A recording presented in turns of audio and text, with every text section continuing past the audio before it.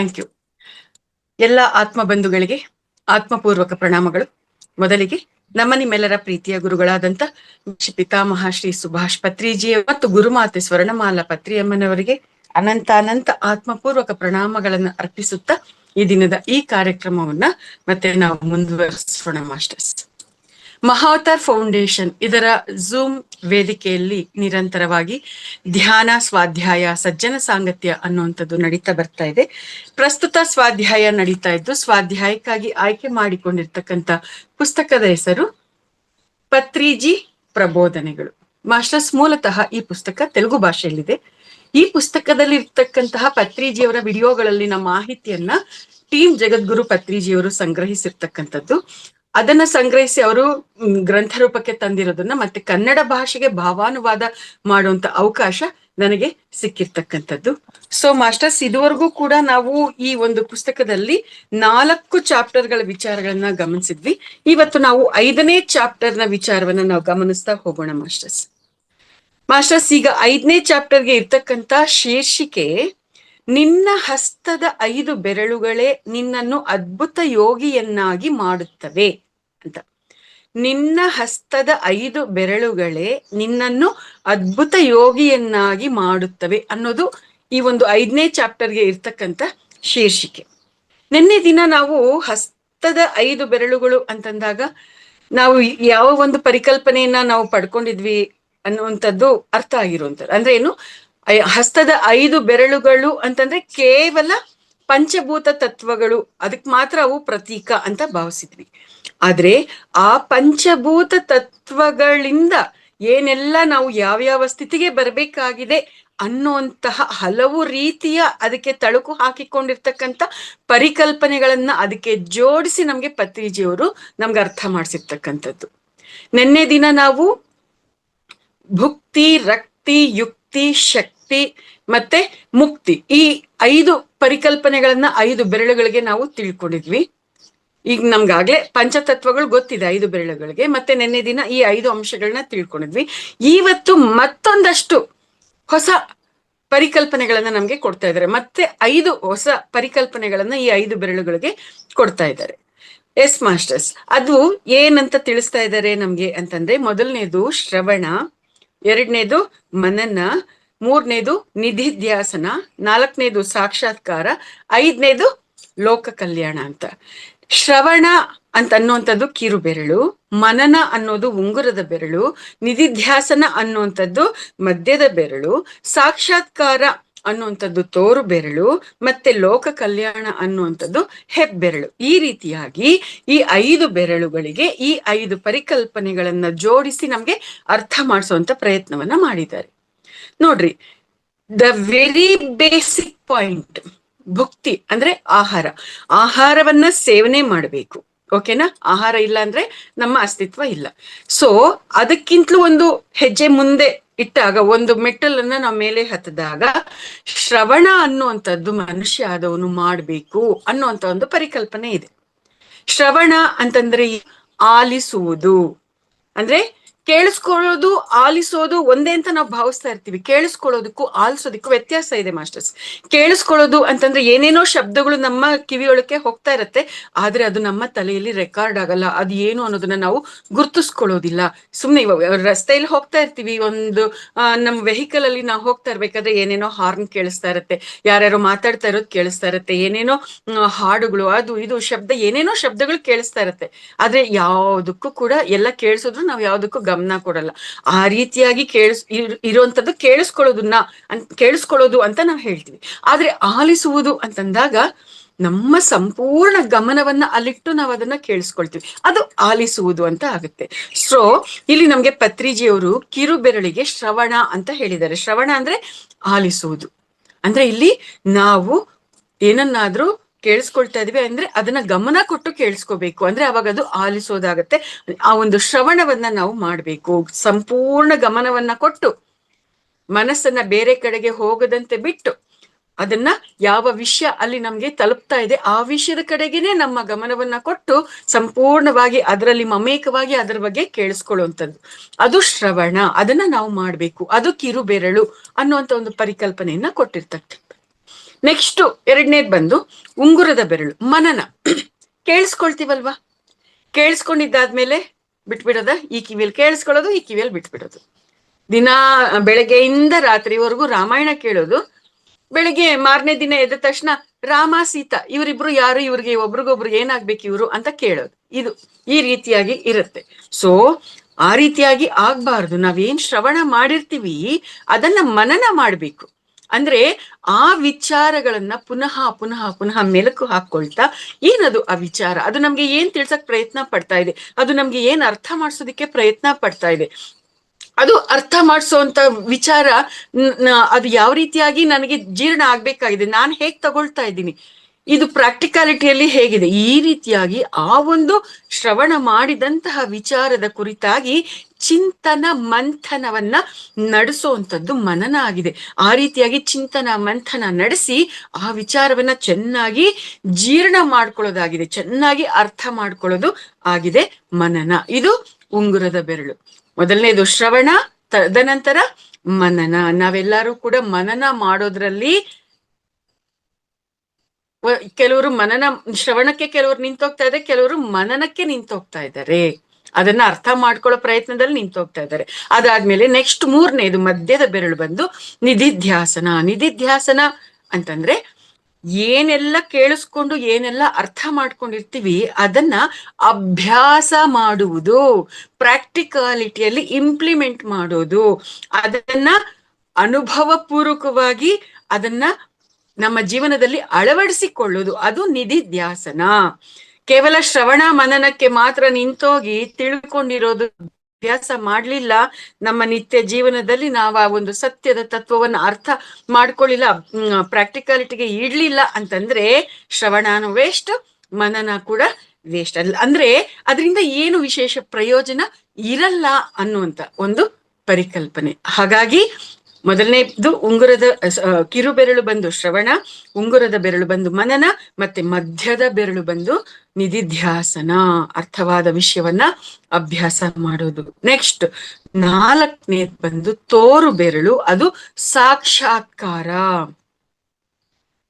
ಅಂದ್ರೆ ಕೇಳಿಸ್ಕೊಂಡಿದ್ದನ್ನ ಅರ್ಥ ಮಾಡ್ಕೊಂಡ್ವಿ, ಅರ್ಥ ಮಾಡ್ಕೊಂಡಿರೋದನ್ನ ಅಭ್ಯಾಸ ಮಾಡಿದ್ವಿ, ಅಭ್ಯಾಸ ಮಾಡಿದಾಗ ಎಸ್ ಇಟ್ ಈಸ್ ಟ್ರೂ, ಇದು ಸತ್ಯ ಅನ್ನುವಂಥದ್ದು ನಮ್ಗೆ ಅರ್ಥ ಆಗುತ್ತೆ. ಅದು ಸಾಕ್ಷಾತ್ಕಾರ, ಅದು ಅನುಭವ ಪೂರ್ವಕವಾಗಿ ಬಂದಂತ ಜ್ಞಾನ.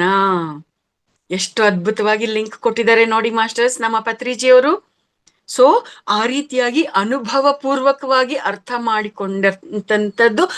ಮಾಡಿಕೊಂಡಿರ್ತಕ್ಕಂಥದ್ದು ಸಾಕ್ಷಾತ್ಕಾರ, ಅದು ಅನುಭವ ಜ್ಞಾನ. ನಮ್ಮ ಆತ್ಮ ಮೂಲದಿಂದ ಎಸ್ ಇಟ್ ಈಸ್ ರೈಟ್, ಹೌದು ಇದು ಹೀಗೆ, ಹೌದು ಇದು ಹಾಗೆ, ಇದು ಮಾಡಿದ್ರೆ ಇದು ಹೀಗೆ ಅನ್ನುವಂಥದ್ದು ನಮ್ಗೆ ಅಂತರ್ಮೂಲದಿಂದ, ನಮ್ಮ ಆಂತರ್ಯದಿಂದ ಅದು ಎಸ್ ಅಂತ ನಮ್ಗೆ ಅರ್ಥ ಆಗುತ್ತೆ. ಅದು ಒಂದು ಸರ್ತಿ ಅರ್ಥ ಆಯ್ತು ಅಂತಂದ್ರೆ ಕಂಪ್ಲೀಟ್ ಆಗಿ ನಾವು ಬದಲಾಗ್ತೀವಿ, ಟ್ರಾನ್ಸ್ಫಾರ್ಮ್ ಆಗ್ಬಿಡ್ತೀವಿ. ಬರೀ ಕೇಳಿಸ್ಕೊಂಡಿರೋದನ್ನ ಅರ್ಥ ಮಾಡ್ಕೊಳ್ತಾ ಅಭ್ಯಾಸ ಮಾಡ್ತಾ ಇರ್ತೀವಿ ಅಂದ್ರೆ ಎನಿ ಟೈಮ್ ಬದಲಾಗೋದಿಕ್ಕೆ ಅವಕಾಶ ಆಗ್ತಾ ಇರುತ್ತೆ. ಆದ್ರೆ ಆತ್ಮ ಮೂಲದಿಂದ ಜಾಗೃತವಾಗಿರ್ತಕ್ಕಂಥ ಪ್ರಜ್ಞೆ ಇದೆಯಲ್ಲ, ಅದು ಒಂದು ಸರ್ತಿ ಜಾಗೃತ ಆಯ್ತು ಅಂತಂದ್ರೆ ಮತ್ತೆ ಅದು ಎಲ್ಲೂ ಕೂಡ ಡ್ರಾಪ್ ಆಗೋದಿಲ್ಲ ಅನ್ನುವಂಥದ್ದು. ಆದ್ರೆ ಡ್ರಾಪ್ ಆಗೋದಿಲ್ಲ ಅನ್ನುವಂಥದ್ದು ನಾವು ಅದನ್ನ ಹಿಡ್ಕೊಳ್ಳೋದ್ರ ಮೇಲೆ ನಿಲ್ಲತ್ತೆ ಮಾಸ್ಟರ್ಸ್. ಎಷ್ಟೋ ಜ್ಞಾನಿಗಳು ಎಲ್ಲ ತಿಳ್ಕೊಂಡಿರ್ತಾರೆ, ಆದ್ರೂ ಕೂಡ ಕೊನೆ ಗಳಿಗೆಯಲ್ಲಿ ಅಜ್ಞಾನದಲ್ಲಿ ಬೀಳುವಂಥದ್ದು ಕೂಡ ನಡೀತಾ ಇರುತ್ತೆ. ಎಸ್ ಮಾಸ್ಟರ್ಸ್, ಆ ರೀತಿಯಾಗಿ ಇರುತ್ತೆ. ಸೊ ಇದು ಆತ್ಮ ಮೂಲದಿಂದ ನಮ್ಗೆ ಅರ್ಥ ಆದಾಗ ಅದನ್ನ ನಾವು ಸಾಕ್ಷಾತ್ಕಾರ ಅಂತ ಹೇಳ್ತೀವಿ. ಮೊದಲನೇದೇನು ಶ್ರವಣ, ಉಂಗುರದ ಬೆರಳು ಮನನ, ಮಧ್ಯದ ಬೆರಳು ನಿಧಿಧ್ಯಾಸನ, ತೋರು ಬೆರಳು ಸಾಕ್ಷಾತ್ಕಾರ. ಸಾಕ್ಷಾತ್ಕಾರ ಅಂದ್ರೆ ಅನುಭವ ಪೂರ್ವಕವಾಗಿ ಪಡೆದುಕೊಂಡಂತ ಜ್ಞಾನ, ಆತ್ಮ ಮೂಲದಿಂದ ಜಾಗೃತವಾದಂತ ಪ್ರಜ್ಞೆ. ನೆಕ್ಸ್ಟ್ ಐದನೇದ್ ಬಂದು ಹೆಬ್ಬೆರಳು, ಅದು ಲೋಕ ಕಲ್ಯಾಣ, ಸರ್ವಾತ್ಮ ಅಂತ ಹೇಳ್ತೀವಲ್ವಾ, ಆ ಒಂದು ಸರ್ವಾತ್ಮದಿಂದಾನೇ ಲೋಕ ಕಲ್ಯಾಣ, ಸರ್ವಾತ್ಮದಿಂದಾನೇ ಈ ಒಂದು ಭೂಮಿಯ ಮೇಲೆ ಅಥವಾ ಈ ಸೃಷ್ಟಿಯಲ್ಲಿ ಬೆಳಕು ತುಂಬಿಕೊಳ್ಳುವಂಥದ್ದು. ಸರ್ವಾತ್ಮದೊಂದಿಗೆ ಕೂಡಿಕೊಂಡೇನೆ ನಾವು ಲೋಕ ಕಲ್ಯಾಣ ಮಾಡೋದಿಕ್ಕೆ ಸಾಧ್ಯ ಆಗುವಂಥದ್ದು. ಅಂದ್ರೆ ತೋರು ಬೆರಳಲ್ಲಿ ಆತ್ಮ ಪ್ರಜ್ಞೆಗೆ ಬರ್ತೀವಿ, ಹೆಬ್ಬೆರಳಿನ ಸ್ಥಿತಿಯಲ್ಲಿ ನಾವು ಸರ್ವಾತ್ಮದೊಂದಿಗೆ ಸೇರಿ ಸೇವೆಗಳನ್ನ ಮಾಡ್ತೀವಿ ಅಂತ. ಅಂದ್ರೆ ಅನುಭವದಿಂದ ತಿಳಿದುಕೊಂಡಂತಹ ಜ್ಞಾನವನ್ನ ನಾವು ಎಲ್ಲಾರ್ಗೂ ತಿಳಿಸುವಂತ ಪ್ರಯತ್ನ ಮಾಡ್ತೀವಿ, ಅದನ್ನೆಲ್ಲರಿಗೂ ಹಂಚುವಂತ ಕೆಲಸವನ್ನ ಮಾಡ್ತೀವಿ. ಆ ಒಂದು ಪ್ರಜ್ಞೆಯಿಂದ, ಆ ಒಂದು ಅನುಭವ ಜ್ಞಾನದಿಂದ ಏನೆಲ್ಲ ಸಾಕ್ಷಾತ್ಕಾರ ಮಾಡ್ಕೊಂಡಿರ್ತೀವಿ, ಆ ಸಾಕ್ಷಾತ್ಕಾರದಿಂದ ನಾವು ಅದಕ್ಕೆ ಸಂಬಂಧಪಟ್ಟ ಹಾಗೆ ಲೋಕ ಕಲ್ಯಾಣ ಅಂದ್ರೆ ಎಲ್ಲಾರ್ಗೂ ಅದನ್ನ ತಲುಪಿಸೋದಕ್ಕೆ ಯಾವ್ಯಾವ ರೀತಿಯಲ್ಲಿ ಕೆಲಸ ಮಾಡ್ಬೋದೋ ಅದನ್ನ ನಾವು ಮಾಡುವಂಥದ್ದು ಆಗಿದೆ. ಈಗಾಗ್ಲೇ ನಮ್ಮ PSSM ಆಗಿರ್ಬೋದು, ಬೇರೆ ಬೇರೆ ಆಧ್ಯಾತ್ಮಿಕ ಸಂಸ್ಥೆಗಳು, ಸೊಸೈಟಿಗಳು, ಫೌಂಡೇಶನ್ಸ್, ಟ್ರಸ್ಟ್ಗಳು ಏನೇನೆಲ್ಲ ಇದೆ, ಅಥವಾ ಯಾವ್ಯಾವ ಗುರುಪಂಥದ ಮಾರ್ಗಗಳು ಇದೆ, ಅವೆಲ್ಲವೂ ಕೂಡ ಈ ನಿಟ್ಟಿನಲ್ಲಿ ಲೋಕ ಕಲ್ಯಾಣವನ್ನ ಮಾಡ್ತಾ ಇರ್ತಕ್ಕಂಥದ್ದು. ನಮ್ಮ PSSM ಅಲ್ಲಿ ಆ ಒಂದು ಲೋಕ ಕಲ್ಯಾಣದ ತತ್ವವನ್ನ ಅರ್ಥ ಮಾಡ್ಕೊಂಡು ಆ ಒಂದು ನಿಟ್ಟಿನಲ್ಲಿ ಅನೇಕ ಸಂಘ ಸಂಸ್ಥೆಗಳು ಕೆಲಸ ಮಾಡ್ತಾ ಇರ್ತಕ್ಕಂಥದ್ದು. ಅದರಲ್ಲಿ ಈಗ ನಮ್ಮ ಈ ಮಹಾವತಾರ್ ಫೌಂಡೇಶನ್ ಕೂಡ ಒಂದಾಗಿರ್ತಕ್ಕಂಥದ್ದು. ಈ ರೀತಿಯಾಗಿ ಲೋಕ ಕಲ್ಯಾಣ ಅನ್ನುವಂಥದ್ದನ್ನ ಹೆಬ್ಬೆರಳು ಅನ್ನುವಂಥ ಒಂದು ಪರಿಕಲ್ಪನೆಗೆ ಕೊಟ್ಟಿದ್ದಾರೆ.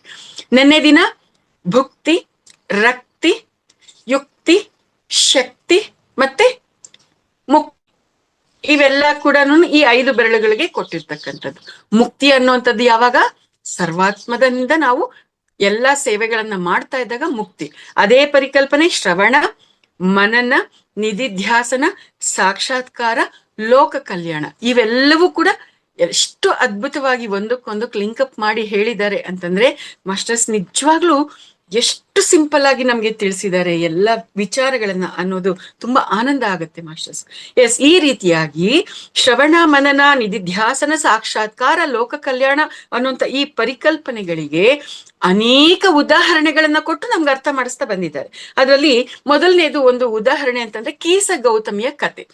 ಕೀಸ ಗೌತಮಿಯ ಕಥೆಯನ್ನ ನಮ್ಗೆ ಉದಾಹರಣೆಯಾಗಿ ತಿಳಿಸಿ ನಮ್ಗೆ ಈ ಶ್ರವಣ, ಮನನ, ನಿಧಿಧ್ಯಾಸನ, ಸಾಕ್ಷಾತ್ಕಾರ, ಲೋಕ ಕಲ್ಯಾಣದ ಒಂದು ಪರಿಕಲ್ಪನೆಗಳನ್ನ ಅರ್ಥ ಮಾಡಿಸುವಂತ ಒಂದು ಕೆಲಸವನ್ನ ಮಾಡಿದ್ದಾರೆ ಮಾಸ್ಟರ್ಸ್. ಕೀಸ ಗೌತಮಿ ಅಂತ ಒಬ್ಬ ಸ್ತ್ರೀ ಇರ್ತಾಳೆ. ಆದ್ರೆ ಆಕೆ ತನ್ನ 4 ವರ್ಷದ ಮಗುವನ್ನ ಕಳ್ಕೊಂಡ್ಬಿಡ್ತಾಳೆ ಮಾಸ್ಟರ್ಸ್. ಯಾವಾಗ ಆಕೆ ತನ್ನ ಮಗನನ್ನ ಕಳ್ಕೊಳ್ತಾಳೋ ಆಗ ಆಕೆ ತುಂಬಾ ದುಃಖ ತಪ್ತಳಾಗ್ತಾಳೆ. ಅಂದ್ರೆ ಆಕೆ ಒಂದು ಸ್ಥಿತಿ ಹೇಗಿರುತ್ತೆ ಅಂತಂದ್ರೆ ಆಕೆಗೆ ತನ್ನ ಗಂಡ, ತನ್ನ ಮಗು, ತನ್ನ ಮನೆ, ತನ್ನ ಕುಟುಂಬ ಇಷ್ಟೇ ಪ್ರಪಂಚ ಆಗಿರುತ್ತೆ. ಅಷ್ಟು ಬಿಟ್ಟು ಹೊರಗಡೆ ಏನು ಕೂಡ ಆಕೆಗೆ ಗೊತ್ತೇ ಇರೋದಿಲ್ಲ. ಇಂಥ ಒಂದು ಅಮಾಯಕತ್ವದ ಸ್ಥಿತಿಯಲ್ಲಿ ಇದ್ದಾಗ ತನ್ನ ಮಗ ತೀರ್ಕೊಂಡಾಗ, ತನ್ನ ಮಗ ಸತ್ತೋಗಿರೋದ್ರಿಂದ ತನ್ಗೊಬ್ಬಳಿಗೇನೇನೋ ಇಂಥ ಕಷ್ಟ ಬಂದಿರೋದು, ಇನ್ಯಾರಿಗೂ ಇಂಥ ಕಷ್ಟ ಇಲ್ವೇನೋ ಅನ್ನುವಂಥ ಒಂದು ಸ್ಥಿತಿಯಲ್ಲಿ ಆಕೆ ಇರ್ತಾಳೆ. ಅಂತ ಸ್ಥಿತಿಯಲ್ಲಿ ಯಾರಾದ್ರೂ ನನ್ನ ಮಗನನ್ನ ಉಳಿಸ್ಕೊಡಿ, ನನ್ನ ಮಗನನ್ನ ಬದುಕಿಸ್ಕೊಳ್ಳೋದಿಕ್ಕೆ ದಾರಿ ಏನಾದ್ರೂ ಇದ್ರೆ ತೋರಿಸಿ ಅಂತ ತುಂಬಾ ತೀವ್ರವಾಗಿ ಗೋಳಾಟವನ್ನ ಮಾಡ್ತಾ ಇರ್ಬೇಕಾದ್ರೆ ಆ ಊರಿನ ಜನರನ್ನ, ಎಲ್ಲ ದೊಡ್ಡವರನ್ನ, ಚಿಕ್ಕವರನ್ನ ಎಲ್ಲಾರ್ನೂ ಕೂಡ ಆಕೆ ಪ್ರಾರ್ಥನೆ ಮಾಡ್ತಾ, ಮೊರೆ ಇಡ್ತಾ, ನನ್ ಮಗ ಬದುಕೋದಿಕ್ಕೆ ದಾರಿ ತೋರಿಸಿ, ಏನಾದ್ರೂ ದಾರಿ ಇದ್ರೆ ಹೇಳಿ ಅಂತಂದಾಗ ಆ ಊರ್ನವ್ರು ಆಕೆಗೆ ಒಂದು ವಿಚಾರ ಹೇಳ್ತಾರೆ. ಅಮ್ಮ, ನಾವ್ ಯಾರು ಕೂಡ ನಿನ್ನ ಮಗನನ್ನ ಬದುಕ್ಸೋದಿಕ್ಕೆ ಸಾಧ್ಯ ಇಲ್ಲ. ಆದ್ರೆ ಊರಿನ ಹೊರಗಡೆ ಒಬ್ರು ಶಾಕ್ಯ ಮುನಿ ಬಂದಿದ್ದಾರೆ, ಅವ್ರಿಗೆ ಆ ಒಂದು ಶಕ್ತಿ ಇದೆ ಅಂತ ನಮ್ಮ ನಂಬಿಕೆ. ನೀನ್ ಹೋಗಿ ಒಂದ್ಸರ್ತಿ ಅವರನ್ನ ನೀನ್ ಭೇಟಿ ಮಾಡು, ಅವ್ರು ನಿನ್ಗೆ ಸಹಾಯ ಮಾಡಬಹುದು ಅಂತ ಆಕೆಗೆ ತಿಳುವಳಿಕೆ ಕೊಡ್ತಾರೆ. ಆ ರೀತಿಯಾಗಿ ಅವರು ವಿಚಾರಗಳನ್ನ ತಿಳಿಸಿದಾಗ ಆಕೆ ತನ್ನ ಮಗನ ಶವವನ್ನ ಹೊತ್ತುಕೊಂಡು ಶಾಕ್ಯ ಮುನಿಯ ಬಳಿಗೆ ಬರ್ತಾಳೆ. ಆ ಶಾಕ್ಯ ಮುನಿ ಮತ್ಯಾರು ಅಲ್ಲ, ನಮ್ಮ ಬುದ್ಧ ಭಗವಾನ್ರೇ ಆಗಿರ್ತಾರೆ. ಯಾವಾಗ ಆ ಒಂದು ಶಾಕ್ಯ ಮುನಿ ಬಳಿ ಬಂದು ಆಕೆ ತನ್ನ ಪರಿಸ್ಥಿತಿಯನ್ನ ಕೇಳ್ತಾಳೋ, ಸ್ವಾಮಿ, ನೀವು ನನ್ನ ಮಗನನ್ನ ಬದುಕಿಸ್ಕೊಡುವಂತ ಶಕ್ತಿವಂತರು, ಮಹಾಯೋಗಿಗಳು ಅಂತ ಊರ್ನವ್ರು ತಿಳಿಸಿದ್ರು, ಹಾಗಾಗಿ ನಿಮ್ಮ ಹತ್ರ ಬಂದಿದ್ದೀನಿ, ದಯವಿಟ್ಟು ನನ್ನ ಮಗನನ್ನ ಬದುಕಿಸ್ಕೊಡಿ ಅಂತ ಅಂದ್ಬಿಟ್ಟು ಕೇಳ್ತಾಳೆ. ಆಗ ಬುದ್ಧ ಭಗವಾನ್ರು ಆಕೆಯ ಸ್ಥಿತಿಯನ್ನ ಗಮನಿಸ್ತಾರೆ, ಆಕೆಯನ್ನ ಸ್ಕ್ಯಾನ್ ಮಾಡ್ಕೊಳ್ತಾರೆ. ಈಗ ನಾನು ಈಕೆಗೆ ಏನನ್ನ ತಿಳಿಸಿದ್ರೆ ಆಕೆ ತಗೊಳ್ಳೋದಿಕ್ಕೆ ತಯಾರಾಗಿದ್ದಾಳೆ, ಏನನ್ನ ತಿಳಿಸಿದ್ರೆ ಆಕೆಗೆ ಜೀರ್ಣ ಆಗತ್ತೆ ಅನ್ನೋಂಥದ್ದನ್ನ ಅವರು ಮೊದಲು ಗಮನಿಸ್ಕೊಂಡ್ರು. ದಾರಿ ತೋರ್ಸ್ರಿ ಅಂತಂದಾಗ ನೀನ್ ಧ್ಯಾನ ಮಾಡು, ನಿನ್ ಮಗ ಬದುಕ್ಬಿಡ್ತಾನೆ ಅಂತ ಹೇಳಿಲ್ಲ ಅವರು. ಬುದ್ಧ ಭಗವಾನ್ರು ನೋಡಿ, ಇದೆಲ್ಲ ಕೂಡ ನಮಗೆ ಆದರ್ಶ, ನಮಗೆ ಮಾರ್ಗದರ್ಶನ. ನಾವು ಬೇರೆಯವ್ರಿಗೆ ಧ್ಯಾನವನ್ನ ಹೇಳ್ಕೊಡ್ಬೇಕು ಅಂತ ಪರಿತಪ್ಸೋದು 100% ಅದ್ಭುತ. ಆದ್ರೆ ಅದನ್ನ ನಾವು ಪ್ರಾಕ್ಟಿಕಾಲಿಟಿಗೆ ಇಂಪ್ಲಿಮೆಂಟ್ ಮಾಡ್ಬೇಕಾದ್ರೆ ನಮ್ಗೆ ವಿವೇಕ ಇರ್ಬೇಕಾಗತ್ತೆ, ಜ್ಞಾನ ಇರ್ಬೇಕಾಗತ್ತೆ. ಇವಾಗ ಈ ಸಂದರ್ಭದಲ್ಲಿ ಈ ಸ್ಥಿತಿಯಲ್ಲಿರ್ತಕ್ಕಂಥ ವ್ಯಕ್ತಿಗಳಿಗೆ ಈ ರೀತಿಯಾಗಿ ನಾನು ತಿಳಿಸ್ಬೋದಾ ತಿಳಿಸ್ಬಾರ್ದ ಅನ್ನುವಂತ ಒಂದು ವಿವೇಕ ನಮ್ಗೆ ಇರ್ಬೇಕು ಅನ್ನೋದು ಬುದ್ಧ ಭಗವಾನ್ರ ಈ ಒಂದು ವಿಚಾರದಲ್ಲಿ, ಈ ಒಂದು ಉದಾಹರಣೆಯಲ್ಲಿ ನಮ್ಗೆ ಅರ್ಥ ಆಗುತ್ತೆ. ಬುದ್ಧ ಭಗವಾನ್ರ ಏನ್ ಮಾಡಿದ್ರು, ಕೀಸ ಗೌತಮಿಯ ಸ್ಥಿತಿಯನ್ನ ಗಮನಿಸಿದ್ರು. ಆಕೆಯ ಸ್ಥಿತಿಯನ್ನ ಗಮನಿಸಿ, ಆಯ್ತು ತಾಯಿ, ಹೌದು ನಾನೇ ನಿಮ್ಮ ಊರ್ನವ್ರು ಹೇಳಿರ್ತಕ್ಕಂಥ ಆ ಶಾಕ್ಯ ಮುನಿ ನಾನೇ ತಾಯಿ, ನನಗೆ ಆ ಒಂದು ನಿನ್ನ ಮಗನನ್ನ ಬದುಕಿಸುವಂತ ಶಕ್ತಿ ಇದೆ ಅಂತ ಅಲ್ಲಿ ಹೇಳಿದ್ರು. ಅಂದ್ರೆ ಏನು, ಮೊಟ್ಟ ಮೊದಲಿಗೆ ಏನ್ ಮಾಡಿದ್ರು, ಆಕೆಗೆ ನಂಬಿಕೆ ತರಿಸಿದ್ರು.